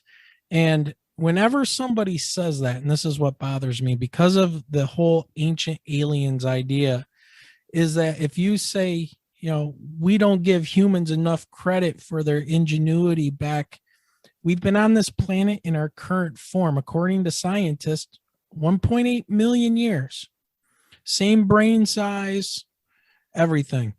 Now, why just in the last few hundred years have we advanced as much as we have? I mean, and at light speed the last 50 years. And you mean to tell me that humans couldn't have gotten far on their own to build like the pyramids, right? I mean, right. It's almost insulting to the ancient peoples that would build these things. Now, we don't know how they moved like these gigantic, you know, the Baalbek, you know, blocks that are ridiculous amounts, you know, stone slabs that are ridiculous in weight. You know, we don't know. We can't move those things today with anything that we have technology wise. But that doesn't mean that they didn't come up with it. And it also doesn't mean they were flying around in airplanes and shooting lasers and fighting with nuclear weapons back then either. Right. And people always jump to that because of the media and this ancient aliens, really bad hypothesis of, you look at this cartouche, oh, if I flip it upside down, it looks like an airplane. Therefore, they must have had airplanes. No, that makes no sense. And that's not the scientific thought process that needs to take place there. Okay, if they did, then where is the remnants of that? Right. And it's just like Atlantis too. Right. You know, you look at Atlantis. Now, what's interesting is that the destruction of Atlantis almost ties in perfectly to the ending of the last ice age, which was about 12,000 years ago. Yes. And now, and when I was in college and I'm studying earth science and geology and geomorphology, how the planet changes, you know, catastrophic change was acknowledged, but it was always this uniformitarianism kind of thing, slow, gradual change. Well, now we're getting pretty close to changing that whole history, that there was some type of a asteroid or comet impact or multiple comet impacts in our northern ice sheet, like around Michigan, around Saginaw and Greenland, that melted the ice sheets. Yes. Instantly. And they have it on scientific record. They call it meltwater pulse A and meltwater pulse B, where before the ice sheets melted, the sea levels were down 400 feet. So you had the land bridge from Siberia to Alaska, but you also had the continents were very, very exposed. The continental shelves were exposed. And where do people always like to build cities and set things, to live? Where does most of your food come from? Along the water. Along the water. Now imagine that this catastrophic impact happens. Now we accept it with the dinosaur because we found the Chichen crater in Mexico, and they're looking for these impact sites for the ice sheet. But we say, yep, the dinosaurs went extinct because an asteroid hit that was huge and wiped everything out. But the mammals, or the mastodons, the mammoths, well, that was humans. They either got sick or humans hunted them to extinction. Now, humans back then supposedly only had spears, atlatls, and bow and arrow. And you think that those were going to take down a 10-ton mastodon. Yeah. And those people back in that ancient time, they didn't hunt for sport. They hunted to survive, and they respected the food that they ate. Exactly. Right. So maybe after this cataclysm hit, and oh geez, how many mythologies and religious texts are out there that talk about a flood that happened? Right. It's everywhere. So, and then you talk about Atlantis, right? And when you look at all that water that flooded into the oceans and what that must have been like, and across the United States, there's all kinds of scars out west that are evidence of mega floods. I mean, ridiculous amounts of water that were released at a short period of time. So you got all these people supposedly living along the continental shelf, what we call the continental shelf today, which would now be 400 feet underwater. Yes. And nobody's looking for any ancient cities or anything like that in those locations. They're looking for sunken treasure ships and things like that, or oil, or, drilling rigs and things like that. But nobody's looking for any evidence of people living in large communities back then. It's just kind of hand waved off. And it's really good to see that there's now this catastrophic mindset coming back into play about how the ice sheets quickly melted. The flood mythology came in from all of these places. Large amounts of humans were wiped out, along with the technology and the knowledge that they had on how to build, Machu Picchu.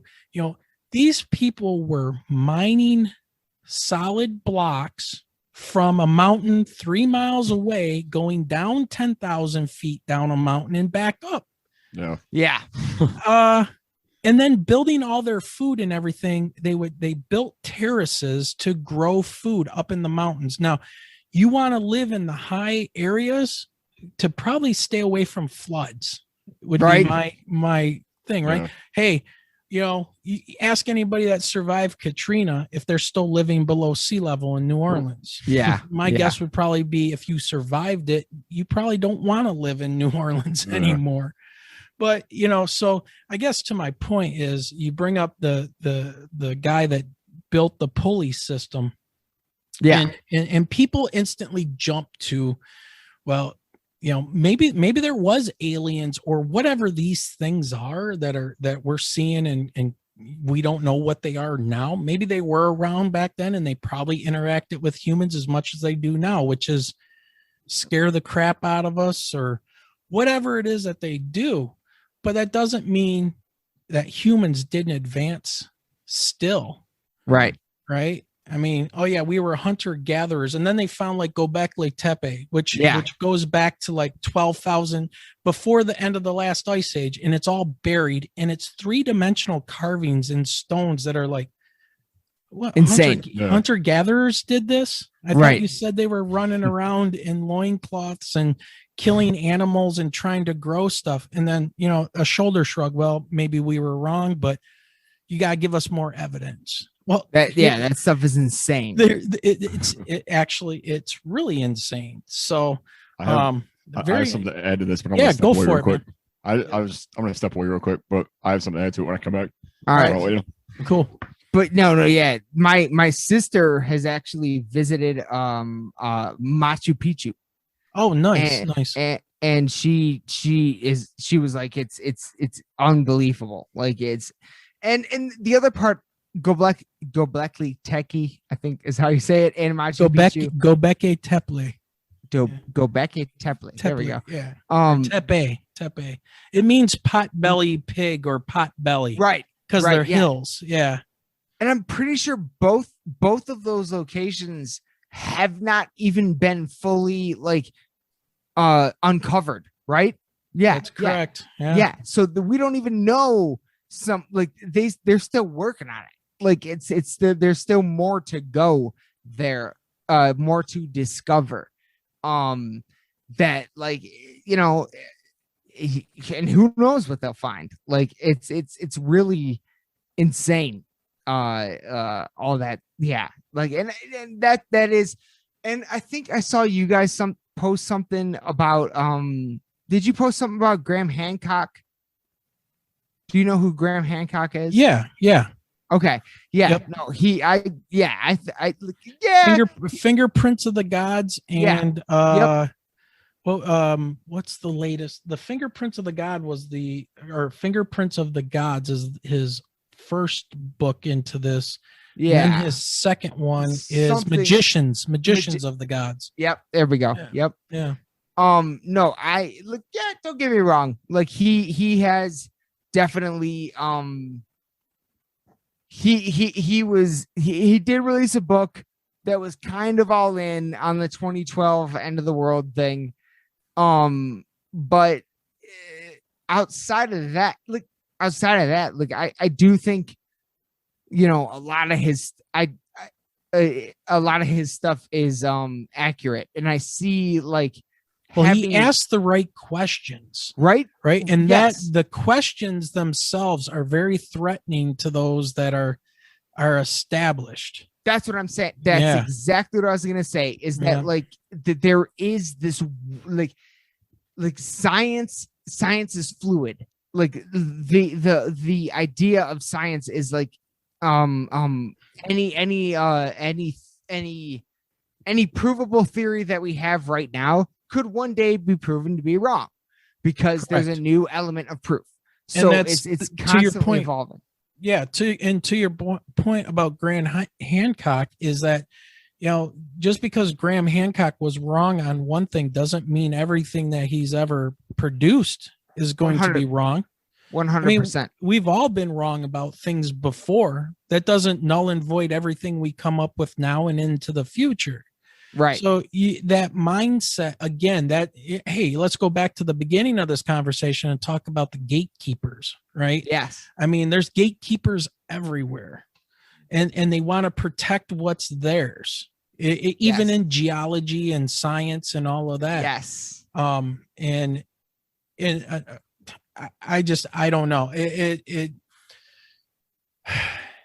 It frustrates me because as a scientist and an earth scientist and trained in astronomy and earth science and weather phenomenon and all the things I've done in my life and things I've seen, the way that people react to this and the way they treat other people, like my wife and I are college educated. I'm in my 50s. We have children. We've done a lot in our lives. We work with kids. we're driving in our car, leaving a bingo hall in Wayne Westland because we did a late night bingo, hanging out with all the other old people, trying to win some stupid money. And we're driving west on Ford Road, heading toward 275, and there is this gigantic 3 points of light, and it was a gigantic triangular craft. It wasn't a B-2 stealth bomber. I know what those are. I know what kind of aircraft fly around here. I am a trained pilot. Now, thank God my wife was with me, because if I saw it on my own, I would probably not have said nothing. I would have been like, oh my God, that's weird. And that would have probably been it. Probably like a lot of people, right? Because of the stigma that gets attached to this thing. I mean, you heard our interview with Guy. Yes. Did you hear it? Total, just a mind-blowing experience he had, and it was not good. No, right? no, these things wasn't. Yeah. The feeling I got from seeing this thing, it didn't communicate with me. It didn't do anything. Michelle's like, wow, if that's ours, where is this technology coming from? Or some kind of something like that she said. And I'm looking at this thing going, we're going to have to get really close to it to get on the expressway. And I'm just white knuckling it. And I'm going, I don't like what I'm seeing here. This is not. I instantly identified it as what it wasn't. And it wasn't an aircraft. Right. It was too big, too slow. And I was like, this is not good. Not good at all. I mean, I was in the military. We were trained observers to look for aircraft because I was in the infantry. We're like, you need to, watch the sky. You need to watch this over here, watch that over there. This is what this will look like. And basically what they told us is, well, as an infantryman, you have about a 37-second life expectancy, and you can be dead before you even hear anything. You won't, they'll drop a bomb from 20 miles away and they'll steer it right on top of you. The idea is not to be seen, right? Don't let them know you're there. But I'm telling you that it was not of our make. There's no way. There's no way. And then it just disappeared. I mean, we got on the expressway. We were moving parallel with it. We went down this retaining wall that like 275 kind of dips down, and then it comes back up on the other side of this retaining wall. I'm expecting to look out my right, and Michelle would have been closest to it, and look out and see it there, and it was gone. And the thing was 250 feet, a triangle on each side. Now, what was that? That's insane. It's insane. I don't know how else you would describe. Yeah. 3 points of light, and at the bottom, which were weird because they glowed, but they didn't emit like a search beam like you would expect to see lights on the ground. That's not what was happening. And I believe, Michelle, you saw the kind of like what we would call the back side of the triangle, and there was like red lights on it. Yeah, there were red lights on it. Yeah, so almost like maybe some kind of a propulsion system or whatever, but there was no noise. There nothing. And the thing did not bank like an airplane to make a turn. It turned on its axis. It just turned and then went that way. I've never seen anything in the air do that. Maybe a helicopter, right? But these things are there are your experience, Fravor's experience, a fighter pilot that actually chased one, like the stuff that came out just in the last 2 weeks, from that was confirmed by the Pentagon or whatever, the new videos, the triangular air, or the triangular, what they call unmanned vehicles. And I don't know why they're saying that, but the triangle craft that we're messing around with, the U.S. Navy destroyers, some of the most potent weapon systems on the planet, and they couldn't track them with radar. Nope. Yeah. And yet they're sitting right there. Yep. Hi. Yep. For like 30 minutes, I think they followed one of the destroyers. There's definitely something going on. there's definitely something going on. The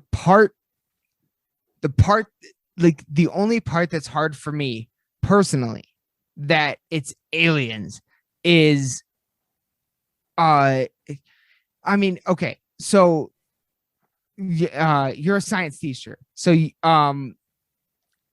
light, like so when we look into the sky, we're seeing into the past because Correct. the light takes a certain amount of time to get here. Yes. So- So real quick, I can give you an example of this, and I tell my students this all the time. Yeah. The sun from the Earth is 93 million miles. If the sun Yep. went out when I snapped my fingers, we wouldn't know that for 8 minutes, Right. because Exactly. it takes 8 minutes for that light to travel to your eye from its source. That's how Yes. far this distance is. And that's at the speed of light, which is 186,000 miles per second. Exactly. All right. So to your point, so go ahead.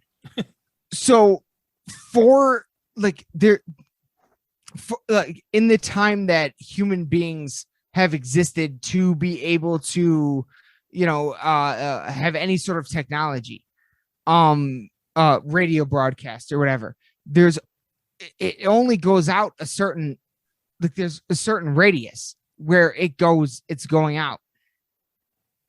In that radius, as far as we know right now, as far as I understand at least, there is no planet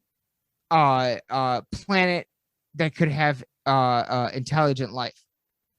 So it's like, for intelligent life to have found us, they would like kind of have to have been just randomly going through space and just randomly come across our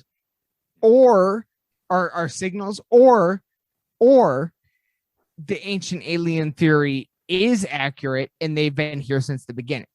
Like I kind of feel like those are kind of like the two options. Or they've always been here and we're cohabitating with them. They just are in a whole different realm of existence. And sometimes they kind of fade in, or sometimes they can fade out, or they have an issue with technology maybe on their end, or there's something that they're able to do. That was another theory that I had heard. And because, I don't necessarily buy it's aliens from Proxima Centauri, or something like that. Right. But like you were saying, where, when we use a telescope or a radio telescope that receives radio waves, and we're looking out into space, we're actually looking back into time. Yes. They could be doing the same thing if they're on another planet. When they look at Earth, they're looking back in time, and maybe where they're at and looking at us, to us it would be 1800 and something, or they're seeing dinosaurs, right? Exactly. Yep. So I mean, you can come up with all kinds of hypotheses as to what's going on, but the bottom line is that there is something going on, to the point where the government is saying these things are real. Yep. We don't know what they are. We think we have a good idea on how they work. They're not messing with physics.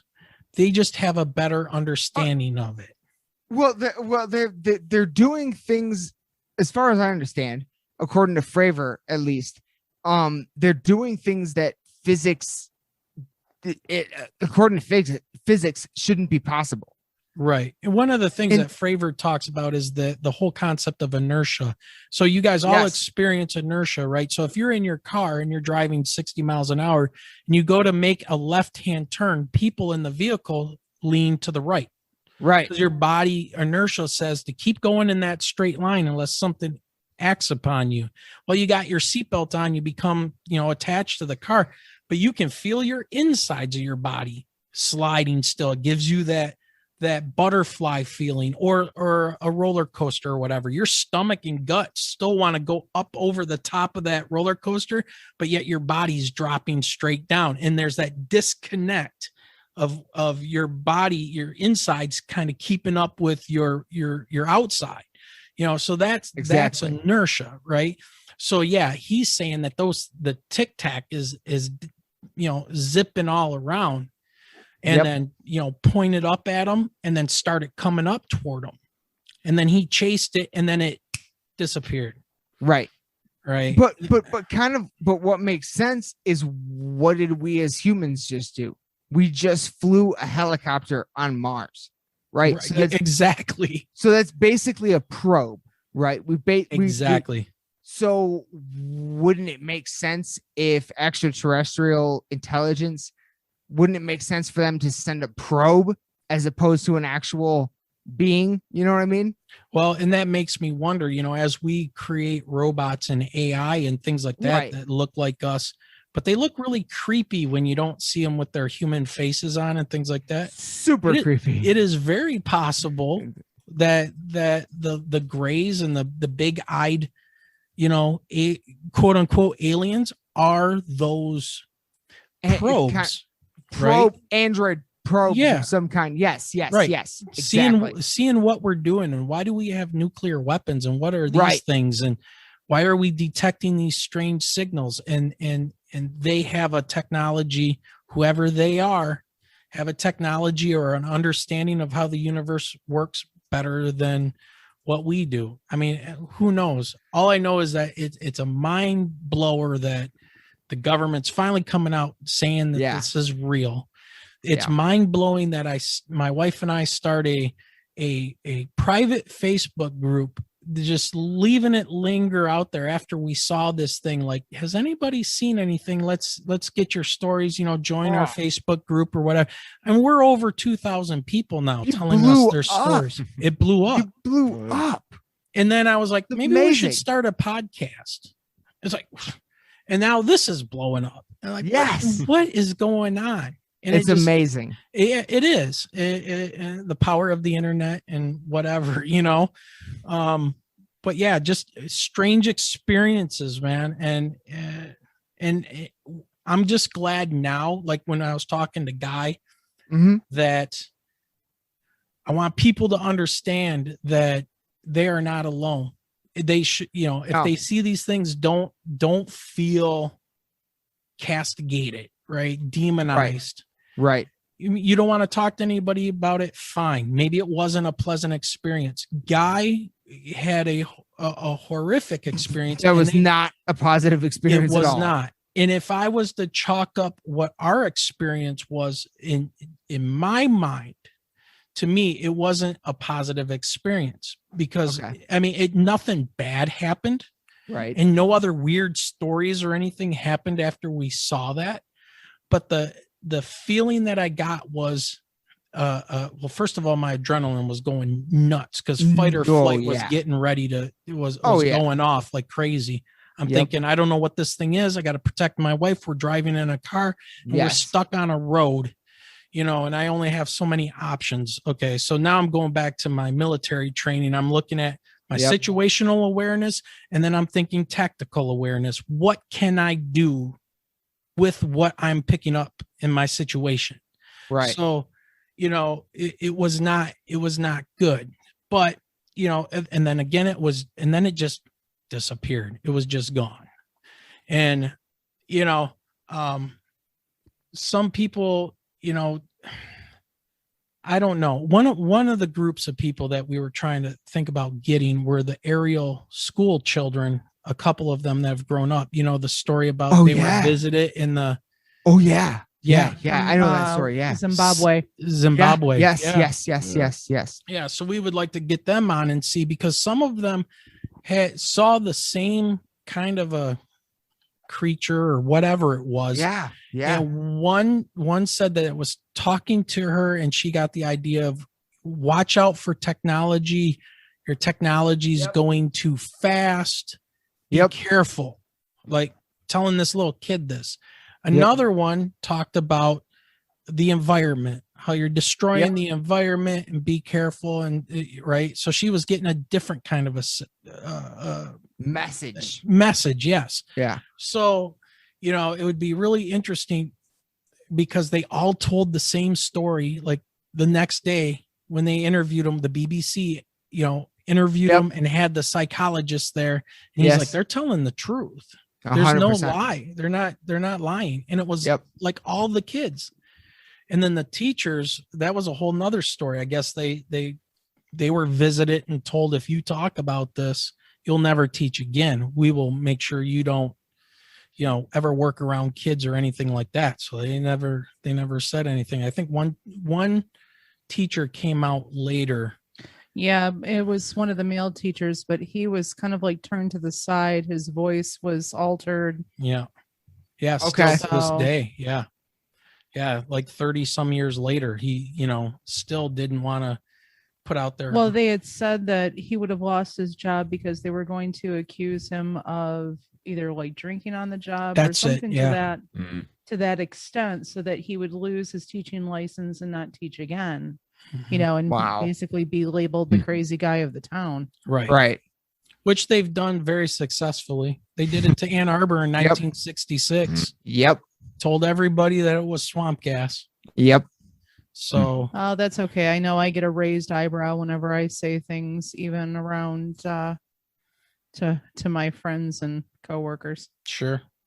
But hey, we saw what we saw. And it is what it is. Yeah. And now the government is basically vindicating all these people that, Well, that's what I was gonna kind of get into, was that it's I felt like it was really only a matter of time before it kind of got to this point, because of all the presidents that have come through and been like, oh well, if they're, I think it was, who was it? Somebody, I don't remember which one it was, but he was like, basically, when I get in office, I'm gonna make it, just so that they have to give me all the, I think it was Clinton. Yeah, it was Clinton. Bill Clinton. Yeah. I watched something on that recently, and I thought that was really fascinating, as far as just that idea of like, well, this is, now we're just starting to see these things come up, and this like proof of that this has been happening the whole time. So like I said, I really only thought that it was a matter of time before it is. But and there's also just stuff that you can't really. I mean, how else could you explain it? I just want to know how it's happening. Like, how did they even, like, were they here from the beginning, or were we found? You know what I mean? Like, yeah, I kind of take Fravor's mindset. I want to know what these craft are. I want to know how they work. Yes. I want to play with them. I want to play with that technology. I want to go for a ride. I want to see what it's like inside there. Right. That's where my curiosity goes. It's like, I as a science teacher, I have a horrible mindset for curiosity. Like I don't know who says it, but weaponize your curiosity. That's what science is. Right. I want to know. I want to play with it. I want to break it. I want to fix it. I want to see what I can do with it. Oh my God, guys. He sounds like a teenager getting his driver's license and a set of keys for the first time. Yeah. And that was scary when that happened. And a M16 firecracker. You're right. Let's see how many frogs we can blow up. Yeah. Or cinder blocks. Right. Oh, I was the kid that was buying bottle rockets and stuff, and I would build a model World War II airplane, and I would strap those bottle rockets on that plane and try to light them off at the same time and send them off a sled and measure how far it went. Right. Awesome. Now there's shooting them off and blowing them up and things, but I was the one that was like, let's count how many feet it went and see if we can do it again and make it go further. That was me. So yes, it was a funny childhood at times. Can't do that anymore. Kind of kids are eating Tide Pods. Yeah, right now. Yeah, just go back to blowing up cinder blocks. Yeah, people. Like, come on. Really, there's such a difference now. It's like nobody would play with lawn darts because people would get stabbed in the head, right? So because they're too stupid to want to move out of the way. But hey, everybody needs a good stabbing in the head once in a while. Yeah, well, there you go. One thing, Aaron, to your point, you were talking about Clinton and the presidents that were asking questions. Senator Reid, Harry Reid, I guess he was the big guy behind the whole ATIP program years ago, and wanted to get money allocated to investigate what these things were. And every time he would go and ask the intelligence people or Boeing, I think it was Boeing was a big one, and Lockheed Martin, these military tech companies, what do we got? And they would tell him, no, you don't have, you as a senator do not have security clearance. And they told Clinton the same thing. And I think they even told Trump the same thing, because Trump was asking, and they were like, nope.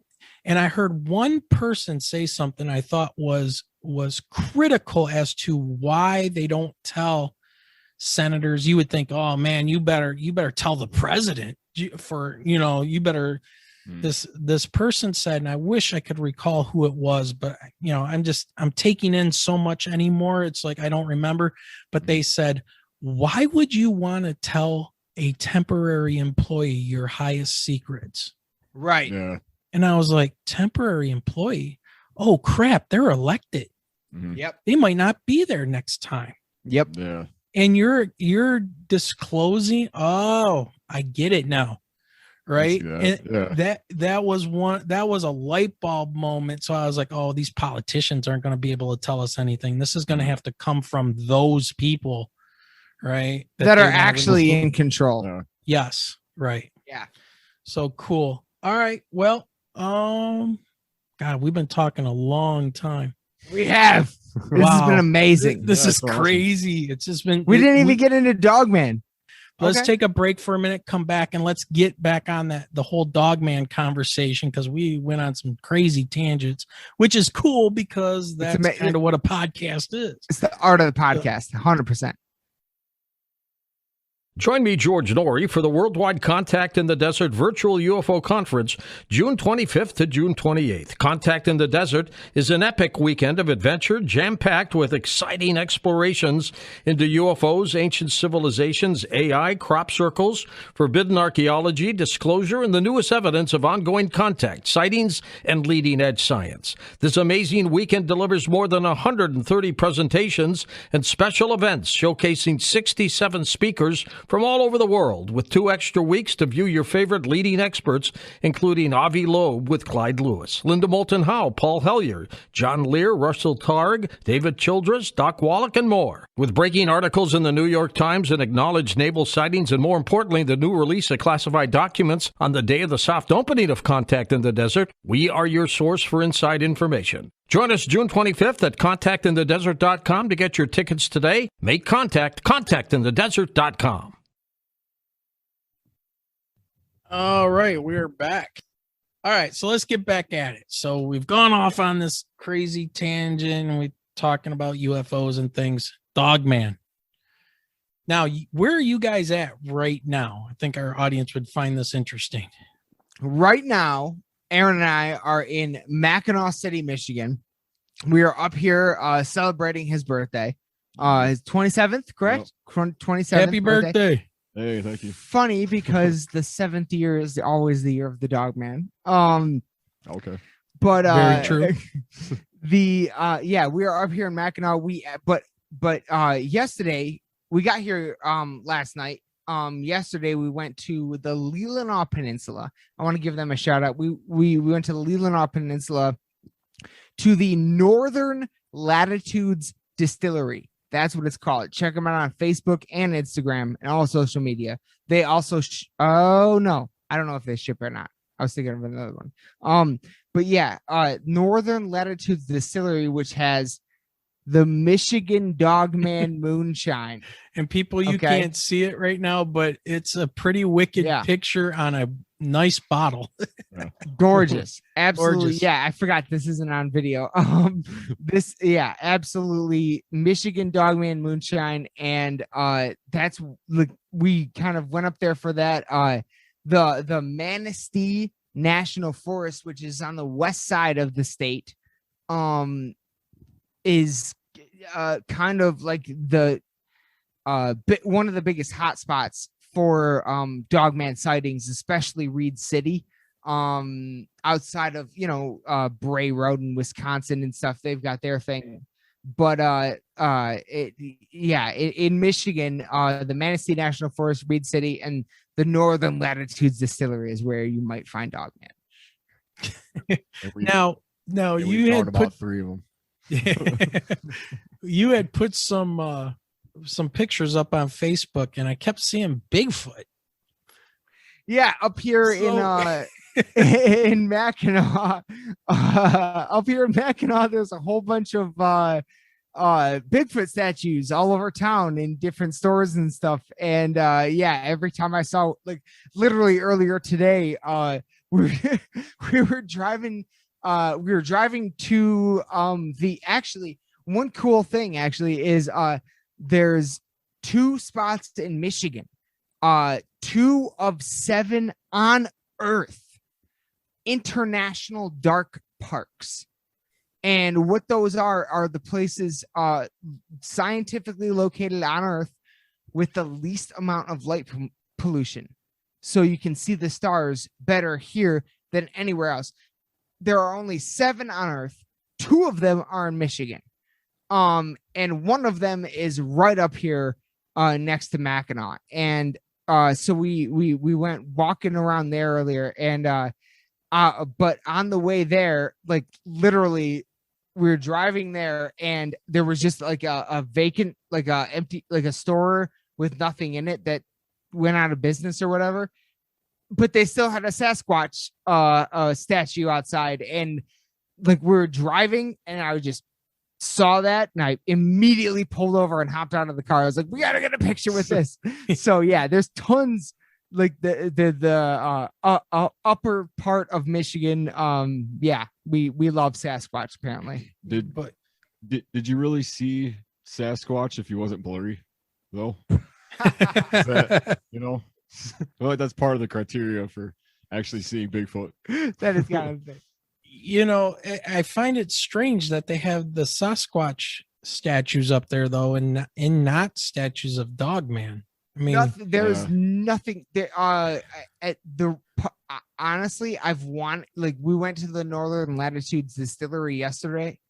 I've wanted to go there for like 3 years because I've been following them on Facebook. I knew about the Michigan Dogman moonshine. I knew that they had a little like spot set up for it. Like, they have a little like werewolf mask on the t-shirt. Right. They got t-shirts and stuff. I've wanted to go there for 3 years, and they are the only place that has advertised Dogman in any way that I know of. Like, nobody else. Dogman's like the only one of the biggest cryptids that gets the least amount of attention, in my opinion. Yeah, it seems like you were bringing up the Bray Road beast, or the beast of Bray Road over there in Wisconsin and things. When I was doing some research, there was into Dogman, there was a creature or something like that the Odawa tribe up there kind of has a legend about that. And my wife and I go up there to Petoskey, and we go to the Odawa casino up there. Nice. And yeah, it's really nice up there, and we really like it, and the people are nice, and it's just a small little place, and kind of out of the way. But yeah, so what is your experience or background?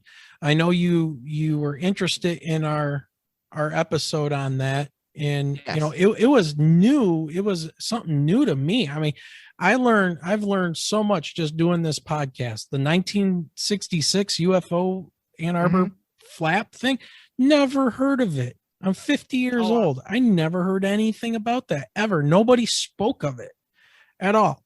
And then there's the Dogman. I'm like, what is this? And that kind of led down a rabbit hole. Yeah. Which takes you up north, like you were saying up there.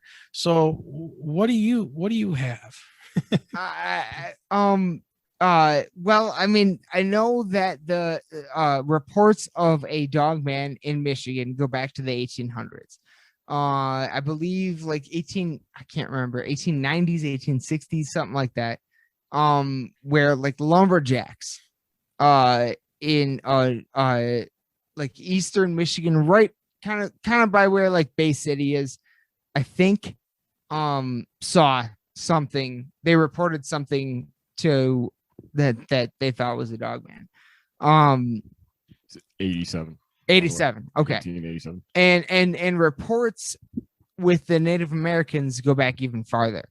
Right. But things kind of get blurry there because Native Americans they got the skinwalker thing, and I don't think that's what Dogman is.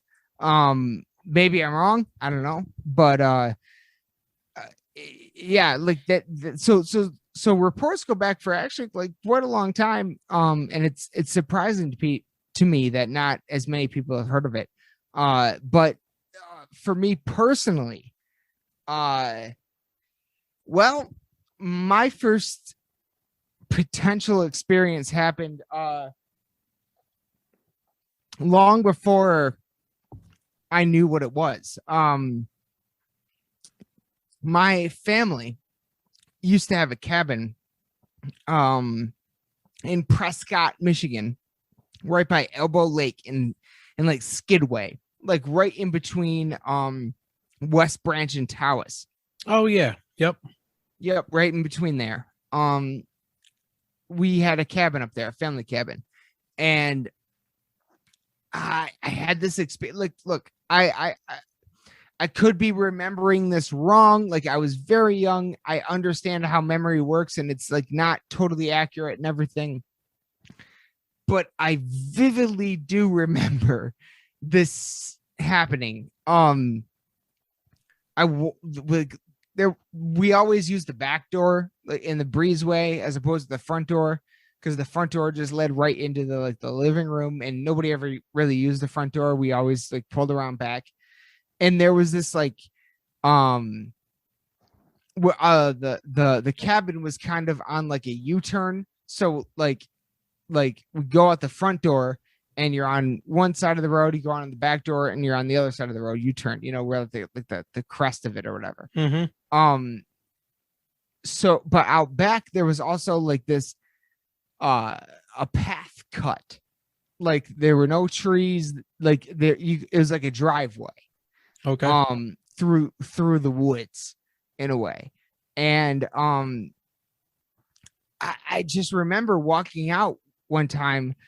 I mean, I was old enough to walk, but young enough to be picked up easily, because I walked out that back door, and I was old enough to open a door, obviously. So I was like 3, 4, 5, 6 years old, somewhere in there. I walk out the door and I look down the path and I see a deer like leap into the path and then keep going. Okay. And then I see this fucking black wolf thing like leap right where the deer just was. But then it like looks at me, it kind of curls its hands up, and it not all the way, but halfway, like kind of like stands on two legs, like both the front legs were off the ground. It kind of like just curls them back, and he looks at me, and then he looks back at the deer and just keeps chasing it, like just hops away. And as a small child, I remember literally screaming, and then I remember my grandfather running around the side of the cabin, picking me up.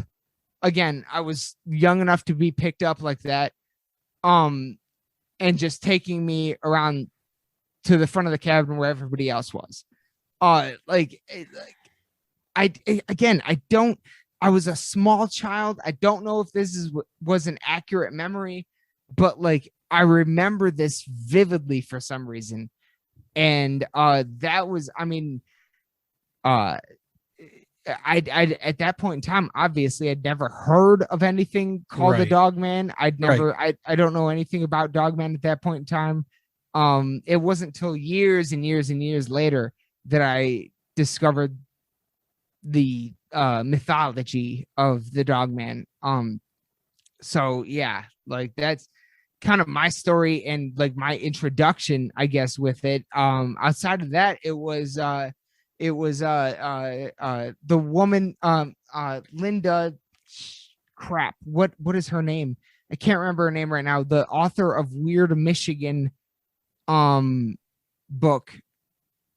I'm not familiar with it. Oh, you should check it out, dude. Okay. All right. You should totally check it out. She is the author of that book. Yeah. I believe is the same author who was the reporter that broke the story on the Beast of Bray Road that kind of originated the Dogman before Steve Cook did the song up here in Traverse City. Right. She's kind of the one that broke the story on the Beast of Bray Road, and then people came forward in Michigan after Steve did his thing. And but she has a series of books, Weird whatever state, but the Weird Michigan one has a big a big portion of it about Dogman, and that's kind of like where I kind of first learned about it, because I got that book when I was pretty young, and I read that and I was like, oh my god, that like it triggered that memory in me. That's what I was just gonna ask you. Yeah, and it led me down that rabbit hole. And yeah, since then I've been all in on that one. Like that's yeah, like I've been looking for it ever since. Right. To say the least. Right. Aaron, did you have something you wanted to add there on that? Well, to be real, I like until we started hanging out, I didn't really know that this was a thing that existed. So yeah. I guess I don't really. I introduced him to Dogman for sure. Like this is the fact that something like this, you know, I mean, other than you hear all the time about like the Bigfoot story and the, you know, everybody's got a Sasquatch story, and you know, like there's a whole community up here of people that like are really seriously, you know, invested in it and stuff. And I don't have any reason to believe that it doesn't exist, but they're also it's kind of, you know, it's pretty far out there. Yeah, as it is. The cryptid side of things is a strange way to go, because you know now they're talking about like how bobcats, I mean just natural, you know, are coming across the UP, and some are starting to come down into somehow get into the upper part of the lower peninsula, right? Right. I mean, but the cougars too. Yeah, right. Cougars are another thing. So, yeah, the Dogman thing was something new to me, and my mind is just going to kind of like where I'm at now with our podcast. My mind just goes, oh, that Steve Cook opened up a bag of worms he probably wasn't prepared for, because people started calling in. Oh yeah. And talking like, dude, you don't know what you're talking about. You think this is funny, and then they would start telling their stories. And so did you, Burton, did you kind of suppress the memory from 3 or 4 or 5, and then you found this Weird Michigan book and it came back to you? Or did you always carry it around in your head, and then when you saw the book, it was like, this is what's making sense of this memory I have as a young child? Yeah, I don't think I ever really like suppressed it. Okay. It did terrify me, because I remember screaming, and I remember my grandfather like literally running around and picking me up and taking me to the front of the cabin, and like it was never talked, like, you know, nobody was like, why were you screaming or whatever. Well, that was my next question. Did your family ever have any stories they related to you about seeing the same thing up there at any point? No, not at all. And it didn't really like it didn't trigger in my mind until much later, when I learned about the legend of the Dogman. Okay. It didn't trigger in my mind to where I was like, holy shit, I saw that thing once. Like I did see a thing once that did something abnormal. Right. But outside of that, yeah, no, nobody ever like went into it because yeah, that was kind of it. Okay. But once I learned about it, I became very invested, and not only in that, but also you know, I do a lot of like ghost hunting and things like that too. Like I am, it's again going back to I want to believe, but I'm also, I do want to believe, but I also am actively out there like researching and trying to find evidence and have actual experiences myself. Now, are you guys part of like a ghost hunting group? Like, No, dude, no? Okay. no, not really. We have there is a great website called crap, I can't remember what it's called. It's like a Haunted USA or something like that. Where like a lot of the locations that you'll see on like, you know, Ghost Hunters or Ghost Adventures or any of the TV shows or whatever. Like Waverly Hills and yes, all Bobby that. Mackey's, Yeah. the Ohio State Reformatory, the Traverse City, Insane Asylum. A lot of these places are available to where like you can like pay a certain amount of money, like usually like in between $100 and $200 to stay there basically from like 8 p.m. or 7 or 6 or whatever to like 4 a.m. or all night. Yeah, I think somebody had just sent me a thing just like that for Eloise. Yes. Right? Yeah. Yes. That is a bucket list one for me. Yeah, That I have yeah. not. That is pretty much the only one in Michigan that I haven't been to yet.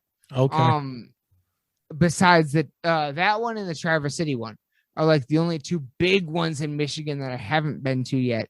But Traverse City doesn't really offer these kind of tours. Eloise does.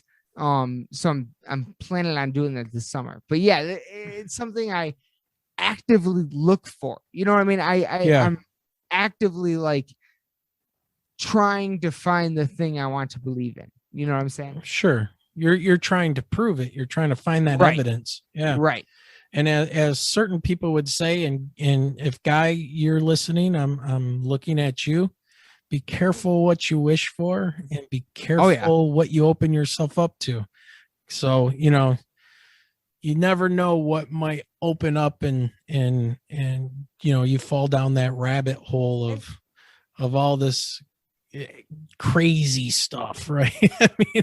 I mean, 100%. But at Yeah. the same time, it's wild because yes, I was because you want I- to know.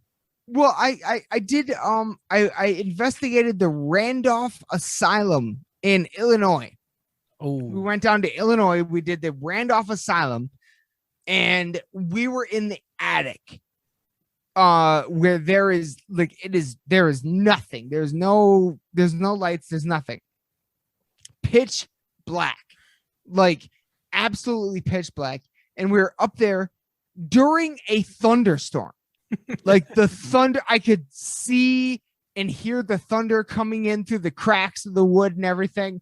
We were in the attic, and like I sat, like me and my buddy went up there, and we sat completely on opposite ends, completely alone, and like we sat in a potentially haunted asylum during a thunderstorm in the attic in the pitch black, completely alone, and both of us like just felt completely comfortable. Like neither of us ever experienced anything weird. We didn't see anything. We didn't hear anything weird. Like it was all good. Like it was just nothing. So it's like you can be in these kind of extreme situations and not necessarily experience anything, but that doesn't mean like nothing's ever going to happen, because I have had plenty of things happen. But I like to put that out there to take it into account for other like potential ghost hunters or whatever, because like you might not necessarily experience something in an extreme situation, but you also might experience something in a normal situation. That's right. Like, yeah, That's why science always washes their hands of the paranormal, because what you're describing there, what you and your friend did, would have been considered an experiment. exactly. Right. But when science gets involved, they want it to be able, the whole idea is to make it predictable so they can measure something. Right. So And the that's what I'm trying to paranormal, do too. yeah, right. And the paranormal doesn't follow those rules. You 100%. can't make a ghost appear. You can't make a demon. Well, I depending on who you talk to, maybe you can conjure up a demon or whatever. I mean, that's a whole nother bag of worms that you can get into. But, it's science then goes, if I can't measure it, if I can't predict it, then it's not science. And people take that to go, science doesn't believe in the paranormal. That is not true at all. That has nothing to do with science. Science it's like science and religion. Science puts their hands up and walks away and says, here's how we define science. It's got to be specific. It's got to be measurable. It's got to be something we can predict, and we got to be able to repeat it. Right. So that one night you did that experiment of sitting up there during a thunderstorm didn't provide any results. Maybe the next night would have. Exactly. Right. And so, it's just because, you don't find or have something happen once and capture it on film or whatever the case may be, doesn't mean still. See, science would say, well, then it doesn't exist until you can provide the evidence that say this is why this happens. Right. But it doesn't mean stop looking either. 100%. Right. And so, in my opinion, it means just change your experiment. Just change your experiment a little bit. Yeah. Maybe you need it to be downstairs. Right. It just means keep looking. Like, that's what I feel like. There's a big misconception about science, is that it's like end all be all or whatever. No, like it's fluid. It's ever changing. It's we're constantly, but like the scientific method by definition is something that's ever changing, and new evidence being factored in makes it evolve. So it's constantly, There's also something to be said, I feel like, about, because the first thing about like the Dogman experience, like you weren't looking for that. You didn't go searching for I was that. a Just child. happened. Whereas the other thing in the asylum was like you tried to, go through all of the, so kind of, to your point, like it's. And there's some people out there that they try to provoke these things too. Yeah. Right. That will try to, they'll sit around and say things, or a Ouija board, or, something to try to provoke something to happen, so I've had some crazy ghost experiences that I'll have to tell you guys later. It's just, it shattered my view. I mean, here I was a student in the sciences, and not only now did I, this was before the triangle. I'd never seen a UFO or anything before, but I had some things that just blew my mind that never happened again. Right. I mean, it was just strange. And I think a lot of it revolved around my middle daughter when she was born. And so when she was born at the hospital she was born at the same time, a woman had passed away in the room underneath the maternity ward where she was born. Okay. And just one of the things that would go on is my ex-wife and I, we had the baby monitors to pay attention. And when my middle child would wake up, it's just a baby, and she'd be giggling, and you would hear this old lady's voice talking to her. Hi. That's insane. And she would be giggling, and like, maybe somebody's on the same frequency or whatever. But, there wasn't anybody with baby monitors around us. It was in Howell. It was pretty big opened area around our house. They don't have very big ranges, and go running up there and there'd be nothing. And she'd be giggling, standing up on the side of her crib, like she was playing with somebody. And to this day, if you say something to her about it, she doesn't remember. But when she was little, she would talk about the old lady, playing with the old lady. Yep. I mean, That's really interesting. so yeah. So, I mean, just there are strange things like that. Now, could I set up a camera and record all this stuff? Was I even thinking like that? No. Right. I wasn't thinking about that. And, Aaron, to your point, it's like these things happen at the weirdest, most inappropriate or, unplanned times. Mm-hmm. Like there was no way I was pulling out a cell phone to take a picture of, this triangle thing craft, which nobody else seemed to see while I'm trying to do 70 miles an hour and merge onto 275 and try to stay away from this thing. Right. So that wasn't happening. And, Michelle was like looking at it going, when did our military get that? What, right. When did, right? Like, if that's ours, when did we get that? Or it was something to that effect. And, she didn't think about taking a picture or anything on her phone. She was kind of, looking at it as well. But I was merging onto an expressway. And the few cars that were around acted like, just like Guy said in his video when he saw his triangle on 23 there by south of Flint. Yep. People were driving like they didn't even see it. Yeah. No reactions. And so, go figure. I mean, I guess that's why it's paranormal. Right. So, all right, guys. Well, man, we've been talking a long time. We This have. is a killer, going to be a killer episode. It's been great, man. Yeah. Anything else you guys want to drop in there? Any albums coming out or any new videos coming out or new guests? You got guests coming on your show anytime soon? What's going on? Well, you guys for sure. Oh yeah, we're gonna be on your show. But besides that, be sure to check out all things Recorruptor, all things Lost in the Dark, all things Bog Wraith.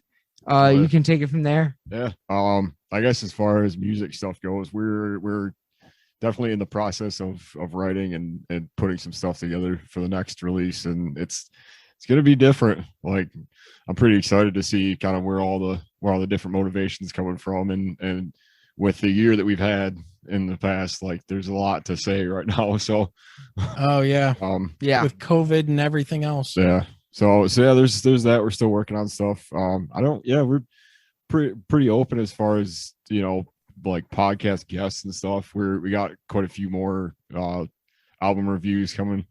Mm-hmm. So there's a lot of that going on. Reflections. So yeah. Yes, the reflections. And, I cringe a little bit when I hear that word because in teaching, you're supposed to do self-reflections. Yeah. How could that lesson have gone better? And it's kind of one of those buzzwords that they like to throw at teachers. I mean, we catch it from all angles, so that's crazy. So we get the crap from the kids, and then we get the crap from the administrators, and then we get the crap from the people that think they can tell us how to teach better, but never taught a day in their life. So, it's like we are, and my wife is giggling right now, but we are literally the monkeys in the middle trying to balance everything, so, yeah. And now we end up putting in a podcast together and talking about the paranormal and what we saw and everything. And it's, just the next evolution of where we're going, I guess. So, right. Especially with Terry Lovelace coming on our next show. And that's going to be awesome. Yeah. I can't wait man. for that one. I'm almost done with his first book, and it is terrifying. And again, another encounter with triangles that was not pleasant. Yeah. So I don't know if it's just those craft themselves or whatever they are, but they just bring a lot of negativity and stuff with them. Are you familiar with David Paulides? I can't say that I am. Look into David Paulides and the Missing 411. Okay. That those are is really a good. rabbit hole you will it will open a giant can of worms for you. Oh boy. That yeah. No, oh yeah. I don't need any more worms, oh, man. You're gonna get I'm more gonna have to worms. start going fishing with all these worms that Yep. are Yes, they're you around are. here. Yes, you are. But trust me, look into David Paulides and the Missing 411, and Okay. that's all I'll All say right. about that. Trust me, that's a little. Well, Yeah. I've got another Audible credit as of today, so maybe I'll grab that with it. Hell I yeah. take it it's a Yeah. book, right? He's got books, but I would also recommend listening to him on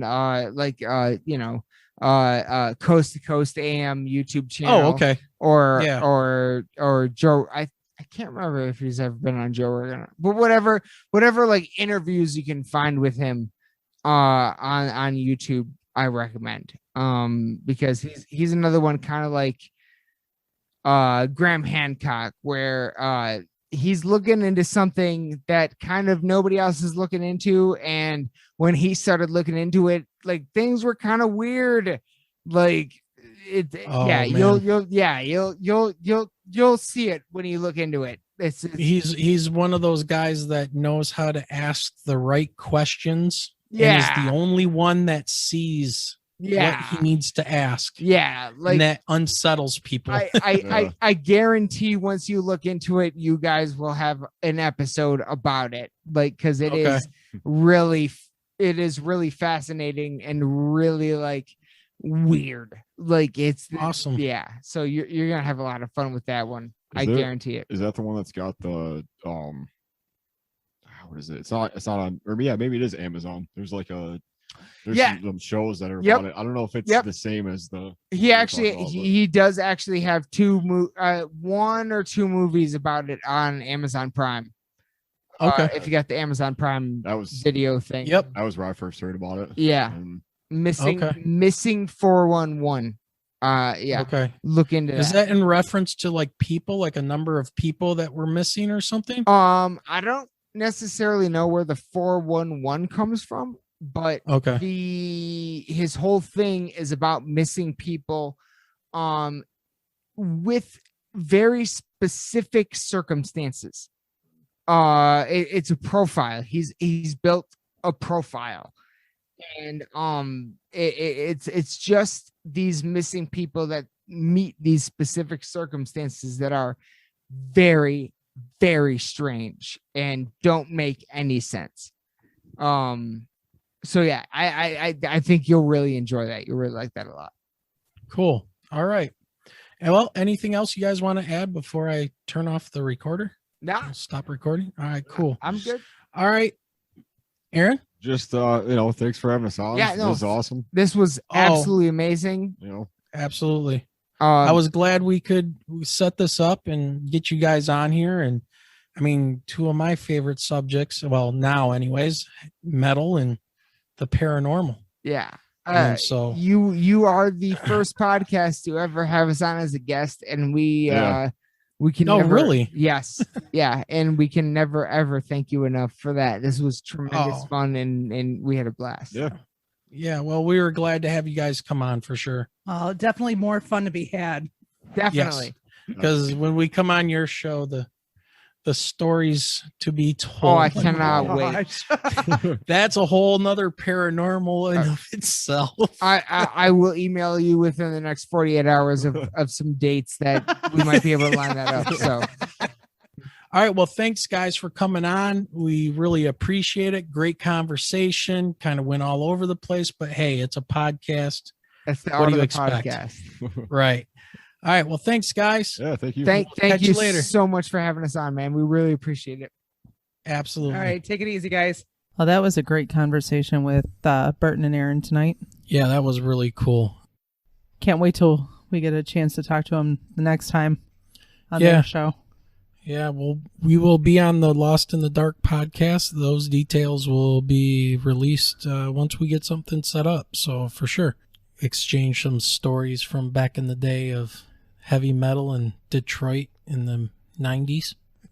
Well, I know some more serious stuff coming up is our conversation with Mr. Terry Lovelace coming up in just a couple of weeks. Yes. So we are going to be recording an interview with him soon, and that will be released on May 29th. That will be in conjunction with the Contact in the Desert 2021 virtual conference that will be happening in June.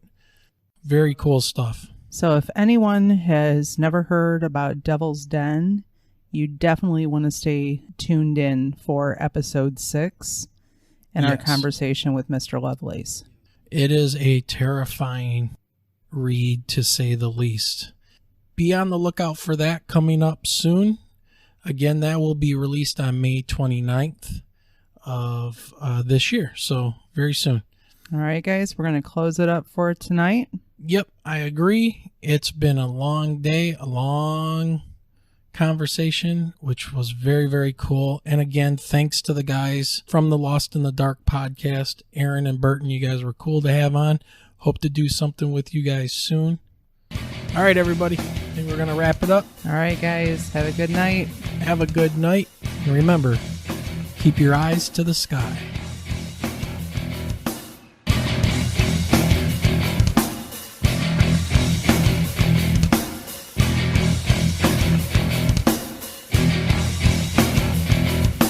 You have been listening to the Michigan UFO Sightings and Paranormal Encounters podcast. You can reach us at mi.ufo.podcast@gmail.com. You can also find us on Twitter at mi_UFO and join our Facebook group by searching for Michigan UFO Sightings and Paranormal Encounters. So until next time.